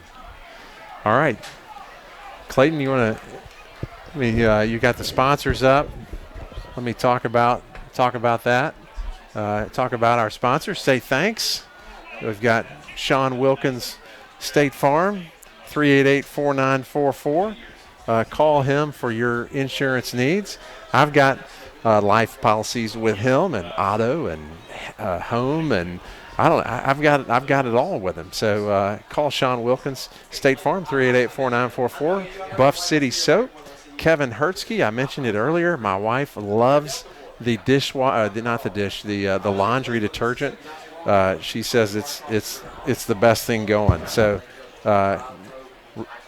pick up some Buff City soap if you have a chance from Kevin Hertzke, and then of course Darren Wilkes at Benny James, 763-3600. MSC Commercial Cabinets, Bank 3. I got to speed this up because we're about to kick off. Memphis Children's Clinic, Jake Vargo. Compliance Associates, Tim Wilson. Strategic Financial Partners, Regal Pharmalab, Russell, Oliver, and Stevens, Matt Stevens. Of course, Clayton Pediatric Dental Group and Orthodontics. So thanks to our sponsors as we get ready here for kickoff. 21-7, the Eagles lead St. Benedict. Great first half. St. Benedict, a great stop by the Eagles there. Going into the half, a nice goal line stand. Certainly great to go into halftime with that lead and to have the momentum of just having made that defensive stop. So Evan gave us a touchback. We talked about that and how important that was for us last year. So St. Benedict will take over first down and 20 from their own 20-yard line. Britton, at this first changeover here as the Eagles take over, we'll get a quick rundown of some area scores that Chris Williams will have for us and try to work in some updates of the first half as far as stats. All right, quick handoff. Boy, he's not going to get far at all. Gagnon's there. Hearts up. What knee problem, man. I think he looked just fine. That knee worked just fine on that one. Boy, Hartsuff blew the play up, and then that just disrupted the timing, and that allowed all of our guys. Coote got in the backfield. That's going to lose 2 on the play. Second down and 12. SBA heading north. Coots at nose guard. Hartsuff left defensive tackle. Pennington at right defensive tackle. Usually Pennington's the left one, Britton. They kind of flop sides. Well, Coach Adams talked about that, yeah. Giving him an opportunity to play some different positions, different sides to mix it up and make it harder on those offenses. And, you know, anywhere where Dietrich Pennington is, who by all accounts will be a great D1 player, if he continues to work hard and develop, certainly had a lot of interest already, even last year had a lot of interest just because of his sheer size, strength, and speed. Good kid. I call him a kid. He could break me. Once again, they go after McMeans. McMeans had a little bit tighter coverage. Ball was a little bit high, not near the window to throw that ball in. So that'll bring up third down and 12. Well, I talked about it. 0 for 9 last week. St. Benedict was at third down. They've done better tonight. Michael Stoker doing a great job on the camera for us. Thanks, Mike. All right, they're going to drop back once again. A lot of time. Pennington, boy, he's going to have nowhere to go. He'll probably get out of bounds. He does not. Oh, goodness. That's not good. Hartsuff just bends him over, man. That quarterback. This is a good way to get hurt. Daniel there. Saunders was there. Hartsuff was there. My goodness. I mean, you can't get 3 bigger guys to bring you down. Just go out of bounds. Well, I can tell you what's going to happen when they watch the film over at St. Benedict. The coach is going to go, son, you need to throw that ball away. Yeah, you need to throw that ball away. Do not take that hit. All right, so we're going to get a punt off here. Gagnon's on the 50-yard line. We'll receive this punt right after this. Looks like we may try to come after it. Agapo sneaking up in there. We've got Austin Hill sneaking in. Preston Daniels sneaking in. We're definitely going after it. St. Benedict adjusting a little bit. Yeah, they were adjusting when the snap came out. Gagnon will get away from that. That'll come down on probably the 32. Chris, how about an update, if you don't mind, on some area scores? Sure, I'm going to look around the Mid-South and some prep scores. Houston leading Central 24-7. Magnolia Heights down in Mississippi leading Fayette Academy 31-7 at the half.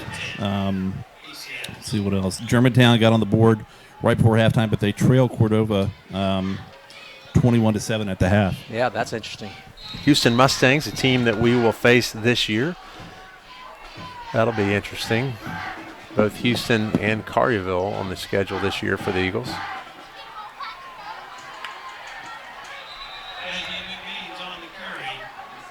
McMeans with the carry on the left side, just not a lot of room. They were in the backfield quickly.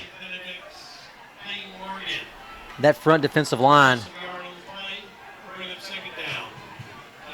Yeah, they're doing a lot of flipping, Britton. And it's causing a little bit of confusion for us. We'll kind of get that short up. Well, we talked about their head coach, formerly a fifth in the SEC in sacks when he played at Tennessee, so no doubt a defensive mind. Not surprised to see him shifting. We're going to stretch play to the right. We're going to get behind Austin Hill. McMeans gets to the outside. We've got the corner. Nice cut down to the 28-yard line. Just lost his footing. Could have been some more, but great block by Austin Hill downfield. Jack Stevens on the right side, that receiver position with the block downfield. Austin Hill blocked his man, stayed with him, and knocked him about 15 yards back. Yeah, we talked about it earlier. Austin Hill, I mean, he comes with such intensity every single play. Chris, give us a rundown of the halftime stats. Let's get a rushing and passing if you don't mind.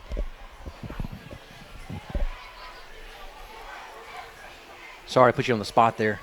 Let me make an announcement, Chris, while that's pulling up. Let me know when you're ready. You can't? Okay, we'll come right. back. As they're measuring here on the chains, Clayton, I've read this announcement they handed me that I didn't read in the first half. Okay. And it tells me, I asked you what the name of that Ortho South deck was. It's the so first down. Did first down? Yeah, McMeans picks up the first down on that official measurement.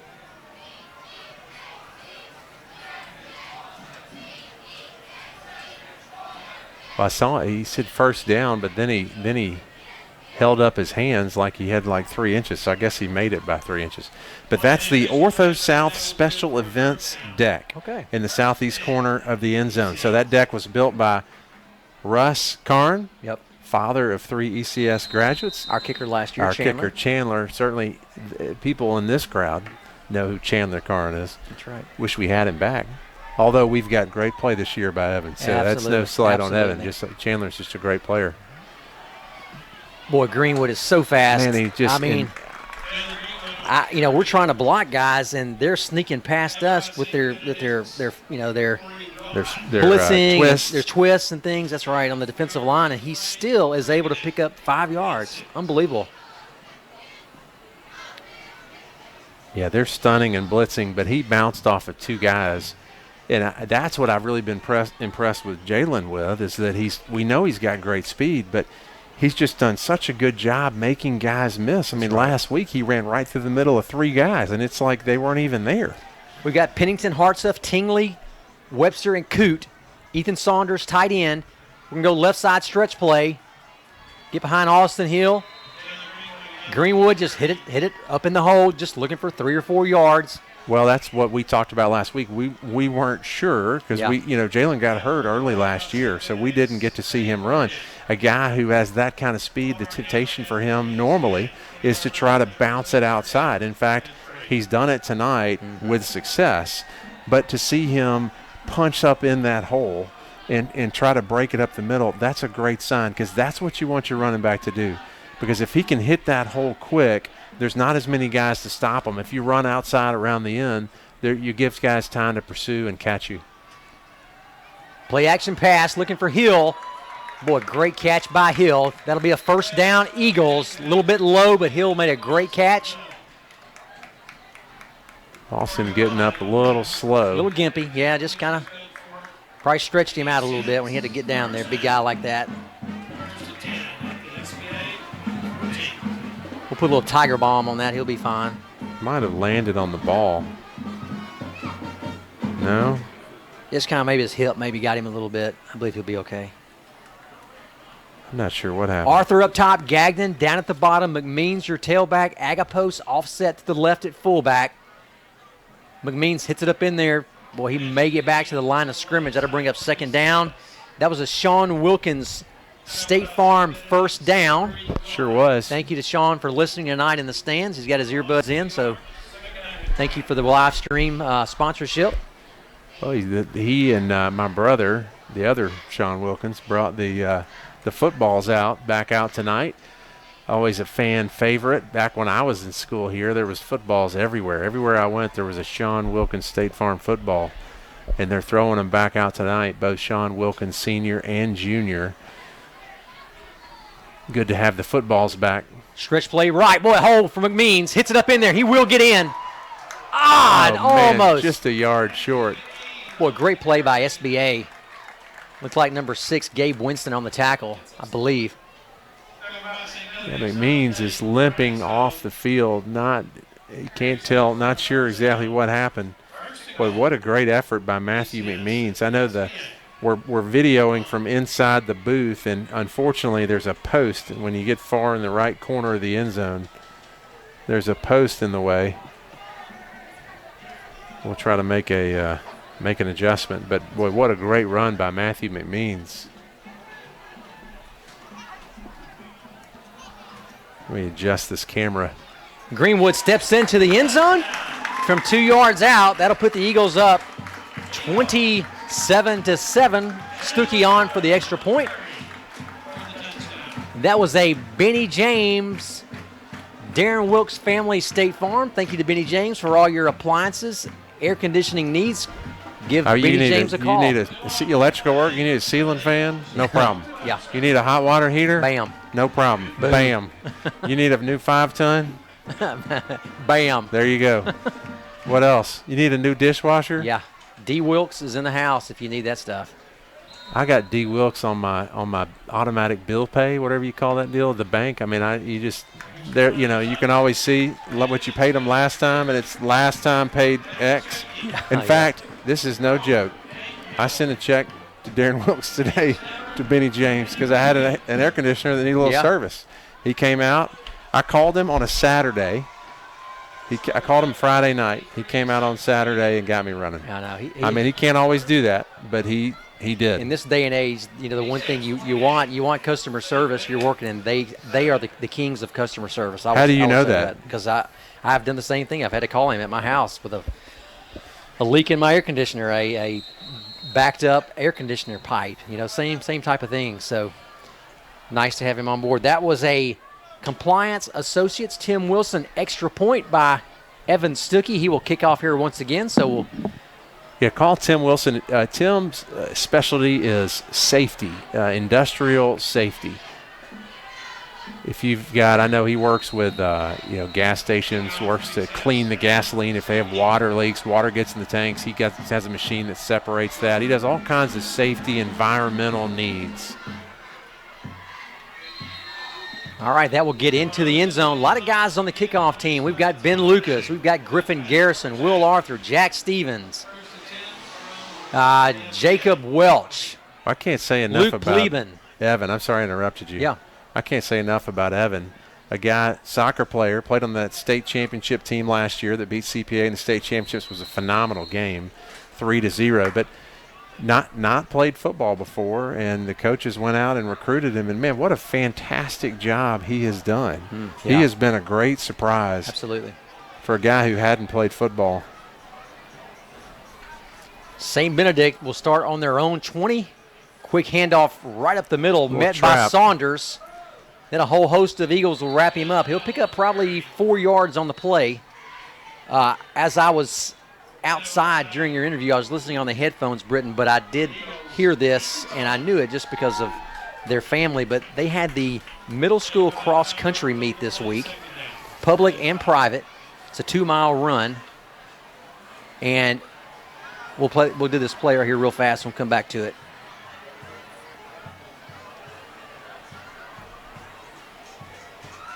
St. Benedict, 2nd and 5, handoff once again right up the middle. Not quite a first down. That'll bring up 3rd down and short. But to follow up, I said Bo Dawson, older sister Lane, a cheerleader, but Bo, 8th grade, 2nd place in the whole region. Wow. Out of 175 runners, finished 2nd place. That's a public-private school combination meet. That's a big deal. You will hear his name in the future at ECS. Quite an athlete. Multiple sport athlete. So well, Garrett Wilson, who plays football, is setting records in the longer track distance. 800 meters. 800 meters. Mm-hmm. And had not, that was new to him, but he did that last year. That's Tim Wilson's son.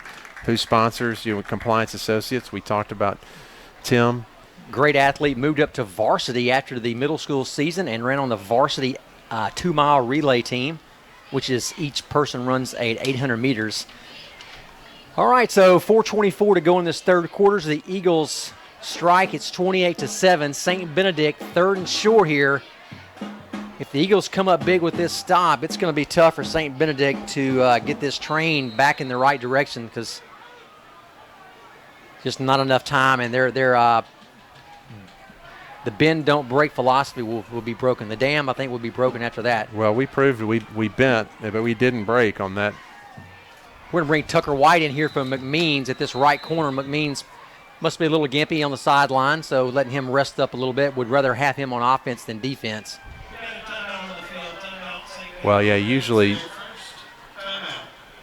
you rest your guys on offense, but with a key running back like that or a quarterback, that's harder to do.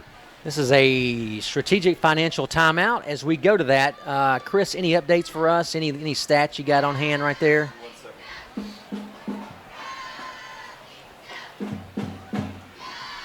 I mentioned Bill Edwards, 260-6424, one of the team members with Hamp Holcomb, Chandler, Gagnon, Barrett Jones, all ECS graduates. And then I said Hamp Holcomb, one of my personal mentors. I've done business with those guys. I mentioned it before. Just like I've done business on the life side with my own father, I've done business with those guys. So it's harder to give a bigger compliment than that. Total offense continues to be pretty one-sided. ECS outgaining St. Benedict 253 to 127. Despite St. Benedict running 36 plays to ECS's 24. ECS striking for about 10.5 yards per play. Wow. St. Benedict runs a kind of a deep slant route, incomplete. That'll bring up fourth down. I got a little visit from Blakely, my niece here. Say hi, Blakely. Hi. There you go. Good to see you, Blakely. All right, well, St. Benedict looks like they're going to go for this fourth down and a long three. See what kind of pressure Coach Scott Vogel brings. Scott Vogel, a guy that played at University of Memphis. The AD for SBA, Will Hudgens, is a Memphis guy as well. All right, Austin Hill is going to bring some pressure. They jump. That'll back them up 5 yards. Left defensive tackle movement. Let's see if that changes their plans. See if they decide to punt or if they will go for that once again. Chris, like you mentioned, boy, definitely the yardage getting more one-sided as this game continues. Jalen Greenwood's probably, pretty close to the 100-yard mark once again. Well, St. Benedict, I think 2 for 5 now on fourth downs, counting last week. This is not the kind of place where you'd want to fake it. We'll let that bounce right at midfield. So that's the Eagles get the ball heading south with 50 yards to go. 28-7, your Eagles on top, 3:42 to go. Oh, now they're spotting the ball. You can't spot the ball back there. Well, they still gave him a yard and a half. Yeah, 2 yards from the time the guy touched the ball, right at about a foot past midfield.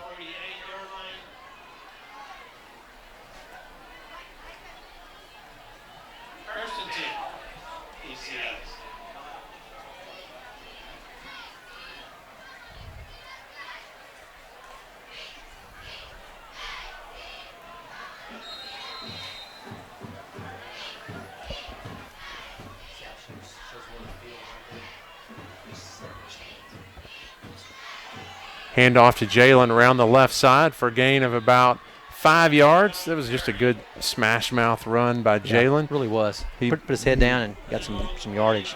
I don't think of Jalen as being a big smash mouth football guy, but man, he has proven this year he's not afraid to run into somebody. Jalen's 5'9", about 170. He's a sophomore. Though, Jalen made his presence well known last year as a freshman. Unfortunately, was injured. I mean, think about right that. away. Think about that as a freshman playing varsity football. Shoot, I didn't even see the field. I wouldn't. Probably a junior, Yeah, maybe. That's right. All right, Hill in motion to the left. Stretch play off the left side of Greenwood. He's going to follow Hill around the corner. Gets a first down, out of bounds at the, we'll call it the 37, 38-yard line. Actually, to the 36-yard line, they'll mark that. Nope, they're going to call it the 40-yard line, but that will be a first down, Eagles.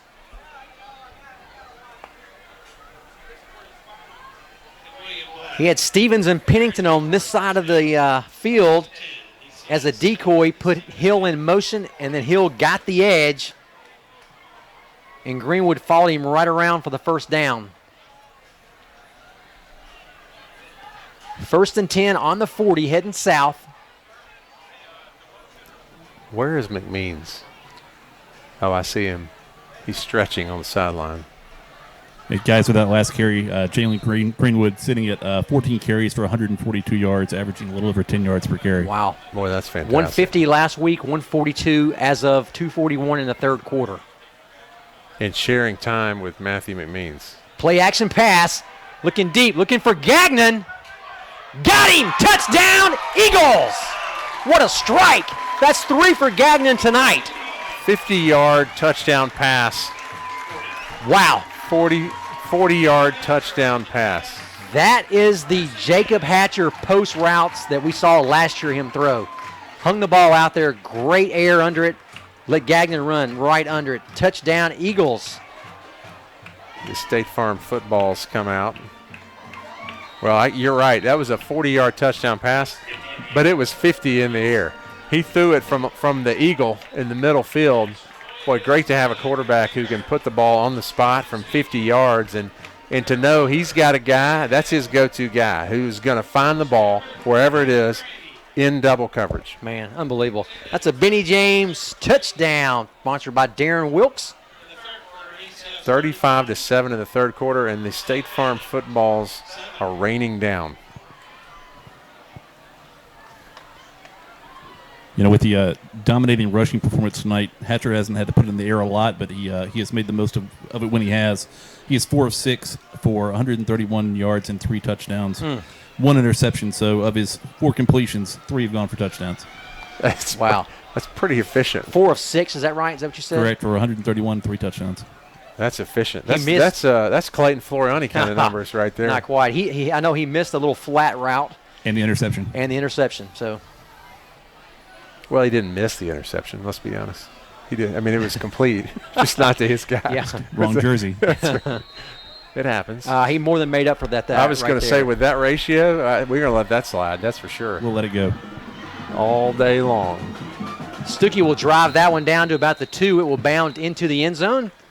Stuckey, he doesn't have the leg that Chandler had last year, Karn. Yeah. But his placement is great. Yeah, he's getting it to the end zone where it's hard for them to receive. There's not a lot of air under the ball, but there's great distance. And so, I mean, we've only had one, I think, that's been returned this year. Yeah.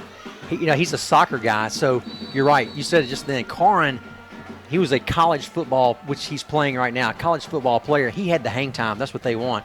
He's a soccer player. He drives the ball. He does. I mean, but I tell you what, he's driving the ball right where we need it. That's exactly right. He's like a corner kick. He's just driving the ball into the end zone. So however it gets there, we don't care. No, he's doing a great job.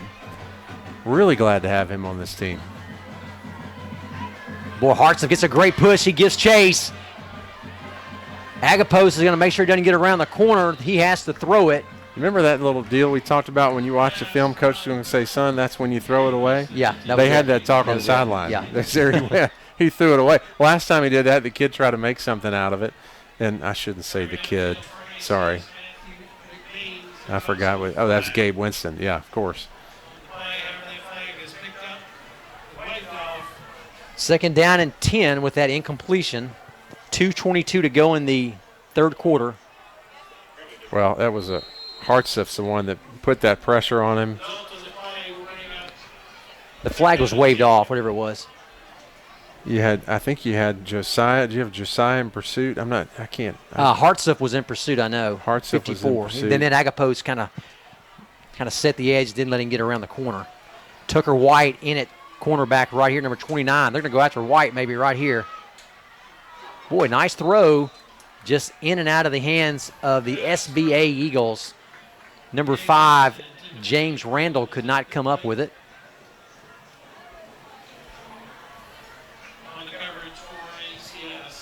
We're going to bring Pennington in for Pleben. Pleben doing a lot of work. We heard Coach Adams mention Luke Pleben, the way he's developing on that offensive and defensive side of the ball. So got a lot of action at that defensive tackle tonight. Great for that rotation, especially on a nice hot night like tonight.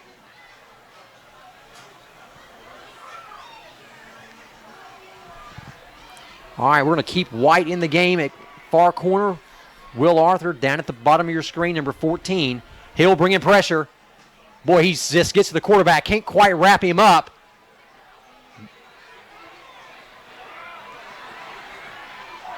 Loses the ball. Eagles get on it. I didn't even see one knocked out of his hands, honestly. Just not sure what happened to Austin Hill. He just looked like, did he just drop it? Yeah, he did. He just dropped the ball. He must have ball. tried to switch hands. Austin had him wrapped up, just blew through his guy. He just got clipped. Yeah, it was almost a cut block. It was a cut block by that fullback on Austin Hill. Right at his knee. Did he stay in the game, Chris? Yeah, he's still up there. All right, good. That's good news. That's a good sign. Austin's still in the field. Timeout ECS. We'll bring him over. That's going to be a Strategic Financial Partners timeout. Hamp Holcomb, Chandler Gagnon, Barrett Jones, Bill Edwards. Call those guys for your wealth management needs. Also, Strategic Financial Partners. We didn't pop this up, but thank you to the Sammy Reagan family for these stats and updates on the night. Yeah, Chris bringing these stats. That Sammy has sponsored that, Sammy Reagan and his family. MSC Commercial Cabinets. They do residential and commercial cabinets. So give them a call. Great craftsmanship. Yeah, some of their work's on display down in the chapel. That's right. And also the trophy case in the Legacy Center here is there. Yeah, that's right. Lots of things beyond this live stream that the Reagan You're right. family it's does. The Legacy Center, not the chapel. Okay. So thank you for them. We're going to bring in some new Eagles on this series. Looks like Coach, he saw Austin Hill get gimpy and said, okay, we're done with this.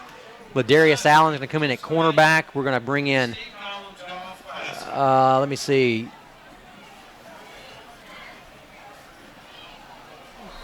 Looks like Chris Weissman's going to come in at cornerback at the top of the field as well. Excuse me, that's receiver.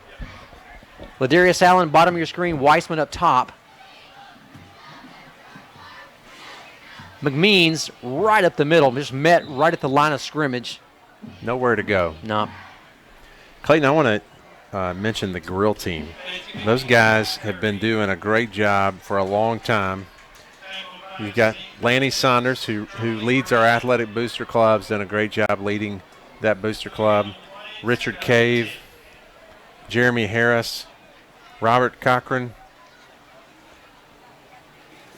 Chad Clay, Pete Garrison, Huff Peeler, Terry Moore, Clay Scott, Kenneth Shackelford, Carlos Webster, John Crosby, Donnie Thetford, and Coors Arthur.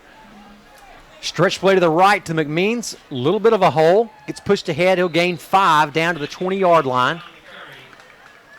Yeah, some of those guys, Clayton, have been doing that for over 10 years. And I would tell you that if you come here, every Friday night I look forward to the burger. That's the burger. That's my one burger all week. You bet. Every Friday night. We got Adam Wickton, number 50. He's in now at center for Josiah Tingley. We'll still have Coot. We're going to move Coot maybe to right tackle. Pennington left tackle. Webster right guard. Luke Pleben. We just talked about Pleben at the left guard position. Gagnon, bottom of your screen. Agapos. Boy, quick pass up top. We're going to get a pass interference down in the corner. Will Arthur. Got a flag on the field. Yeah, that's going to be it's going to be pass interference on SBA. Arthur went up. Ball was a little underthrown. Clayton, who was that last ball carrier before that play? McMeans. Okay.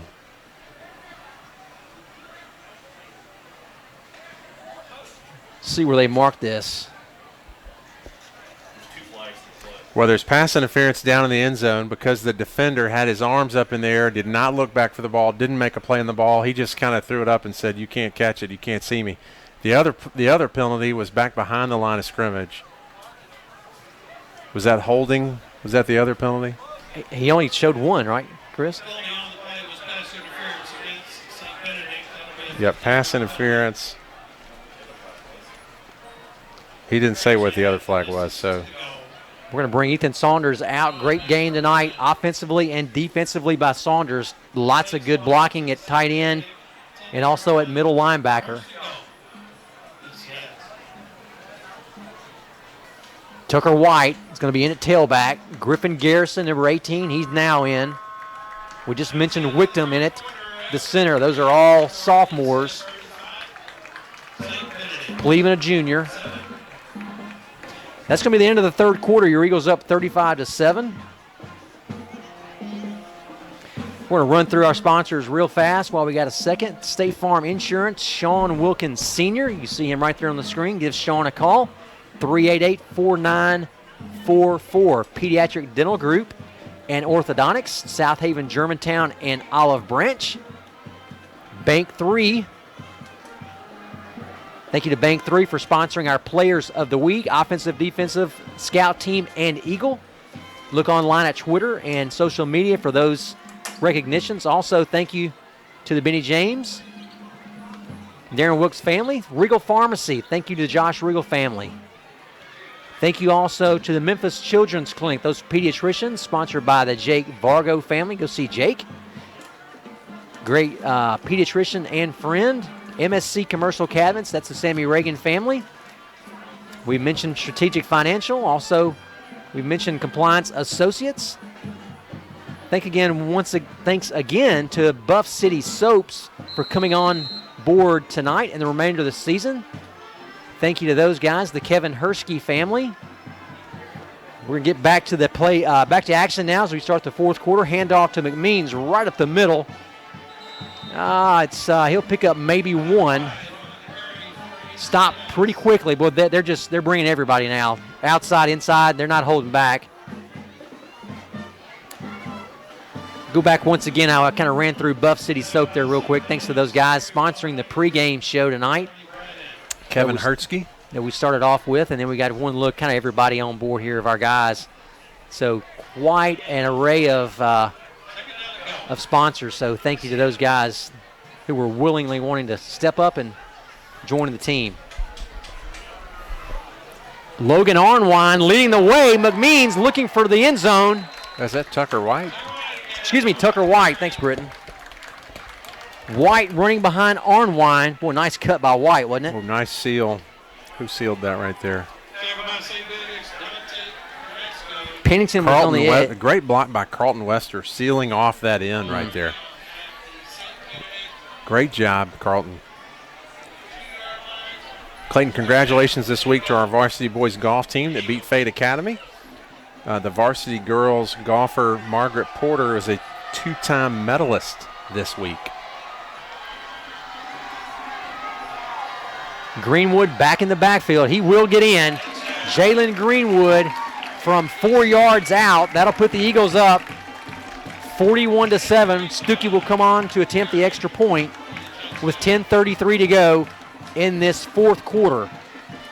Stuckey's been 100%. I tell you what, we're wearing Benny James out. Footballs are in the air, being tossed.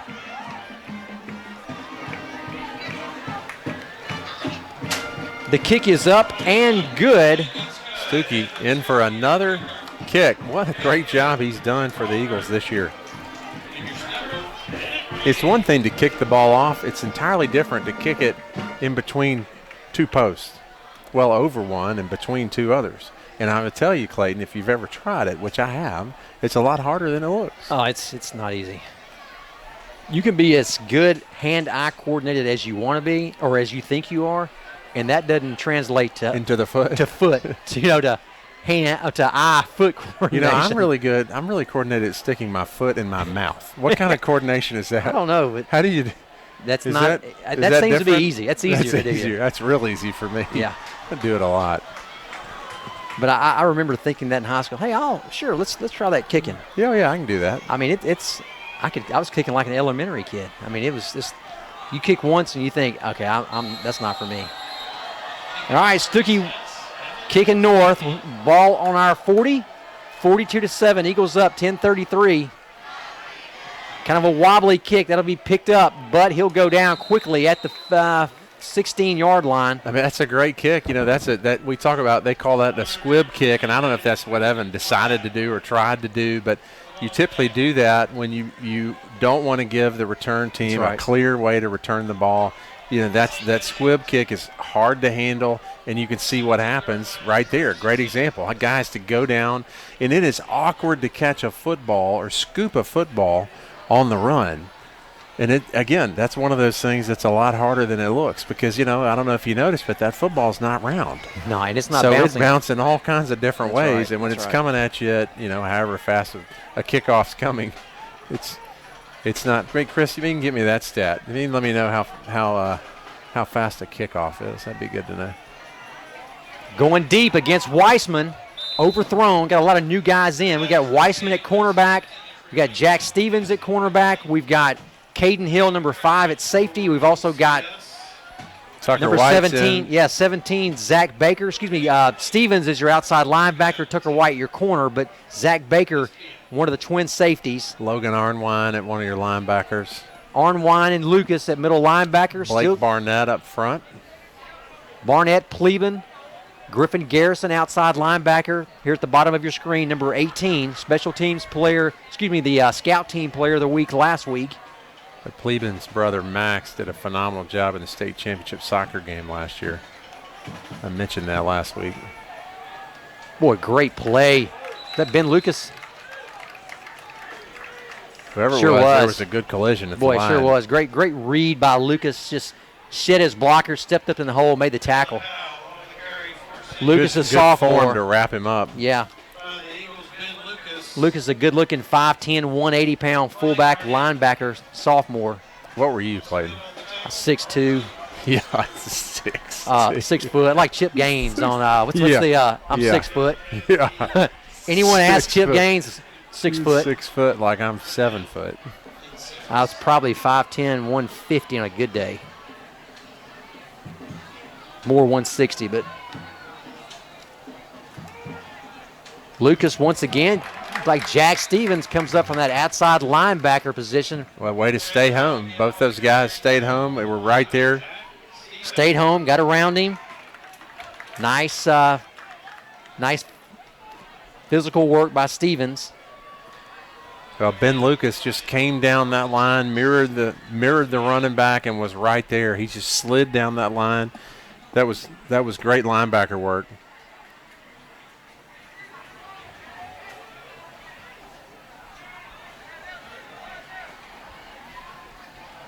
SBA to punt.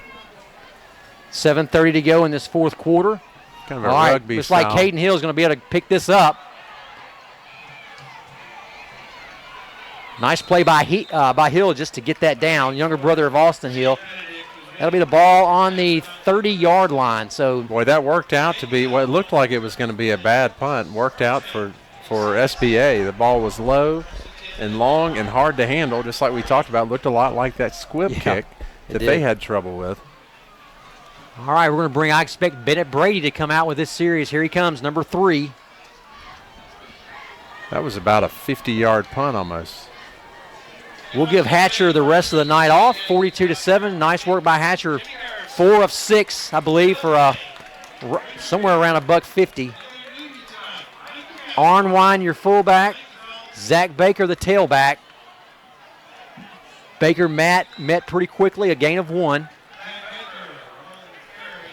Number 12, Jake Vargo in at receiver. Well, Clayton, this is the second week in a row where Coach has had an opportunity to give his guys some minutes. These role players that he talked about, younger guys that he needs to become role players. Great game time experience against a very physical, big St. Benedict team. Yeah, Ben Gray, right tackle. John Webster, 58, right guard. Wickham, your center. Ben Clemens, 56, guard. Stretch play to the left. Boy, nice cut. Pick up probably 3 on the play. Barnett's at left tackle, so got a lot of guys in. Barnett kind of flips back and forth with that first unit, so getting him a little more action. Looks like about 3rd and just a hair over 5 yards for a first down. Eagles take the ball to the 35-yard line. 35 ECS. Third down 5. Sorry, Britton. Well, I mentioned Lanny Saunders earlier, head of the Athletic Booster Club. We just want to encourage guys to join that. I'm going to tell you a little bit about that here after the next play. Tucker White, your tailback. Boy, nice room around the left side. White with nice move. We might get a hold here. See what they call. Nice block by Noah Newhouse, number 34. A name we heard mentioned this week as somebody that we were hoping to step up, and as the weeks get going, by the middle of the season, we need Newhouse to come in and get some quality minutes. Eagles holding just on that, I think the left side, just a little too long at the receiver position. The longer it takes for that play to develop and for the guy to get back to you, it's just tempting to hold because it's hard to block a guy for that long. So it's not uncommon to see downfield.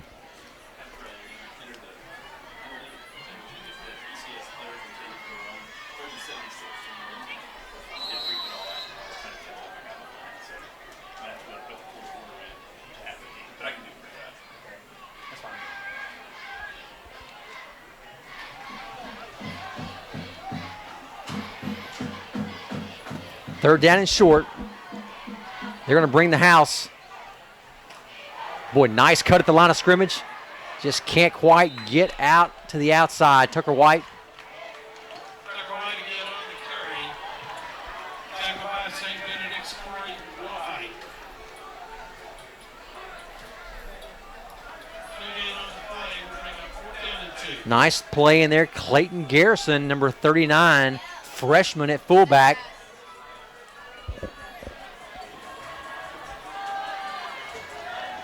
We'll bring our punting unit on. Gagnon will be back.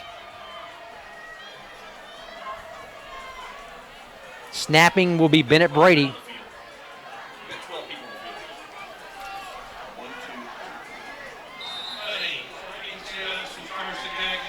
Yeah, they do. They have 12 men on the field. They got away with one. Chris Williams, good spot. That's your Sammy Reagan stats spot from Chris Williams. Chris hollered out, they got 12 men on the field.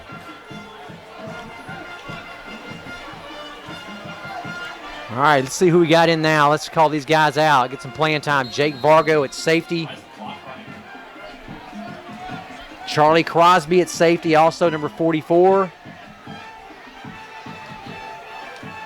Arnwine and Clemens. Boy, Clemens, nice tackle. Meets him at the line of scrimmage, number 56. Boy, Ben Clemens, 5'9", 220. Yep. Boy, he stuck him. Played a little bit on nose guard at the beginning of the season. I say the season, maybe at the during the summer. Wickham, number 50.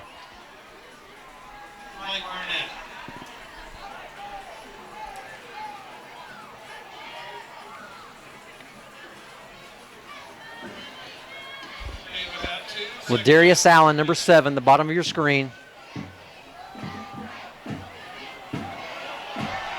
Arnwine's going to wrap him up. Boy, saves the touchdown. That'll be a first down. That'll be a State Farm first down for SBA. I thought I'd throw that in there one last time. Thank you, Sean Wilkins. I don't believe we'll get another State one for Farm. us, although it wasn't for us. Nice play by Arnwine. Clayton, I talked about the Athletic Booster Club. I just want to let people know, encourage them to join. $75. But the Booster Club is all volunteer. They raise funds. They support all the different athletic programs. They do, membership, concessions, sports program ads. They do the Kroger Community Rewards Program, Soaring Eagle Shop. Ball's on the ground. Boy, Griffin Garrison almost wrestles him down.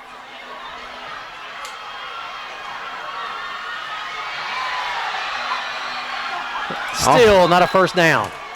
It's a 7-yard run, the longest 7-yard run I've ever seen. Man. But the Athletic Booster Club, they do things like the high-tech athletic sport performance trackers that our athletes use, the middle school concession remodel they did, the STEM machine, they provided that, Legends Field press box, various new scoreboards on campus. So you can join the Athletic Booster Club. You can come here and eat a burger or get some I heard we had some barbecue bologna at one point. We got cheese and sausage. Hello. Visit the Soaring Eagle Shop. They also have Mem Pops available in the Soaring Eagle Shop. So all these funds get back into the various programs. Ben Clemens. Not just football. Ben Clemens going to wrap him up. That's going going to to do it. Yeah. 42-7 on the night. Britton, I'll see you in a minute. Going down and get a coach's interview. All right, great job tonight by the ECS Eagles, Evangelical Christian School, 42-7 over St. Benedict at Auburndale. Another convincing victory where a lot of the younger guys got to finish this game. First half a lot closer. St. Benedict mounted a comeback, but not able to finish that great stand going into halftime by the Eagle defense. Just a fantastic job by them tonight. A lot of names we called out, both offensively, defensively. Of course, big night by Jalen Greenwood. So great outing. Congratulations to Trey Adams and his coaching staff. Let me mention those coaches: Manuel Burton with the tight ends, Scott Vogel, the defensive coordinator, Ben Todd, D-line, Steve Williford, offensive line, Hardy Buck, the inside linebackers, Omar Ruvalcaba, the running backs, Doc McKenzie with the line, Coach Jim Hines, who coached me many years ago, offensive coordinator, and then Daniel Holmes, new to the staff as well, outside linebacker. So great job by the Eagle coaches. Thanks for tuning in. We will see you next week.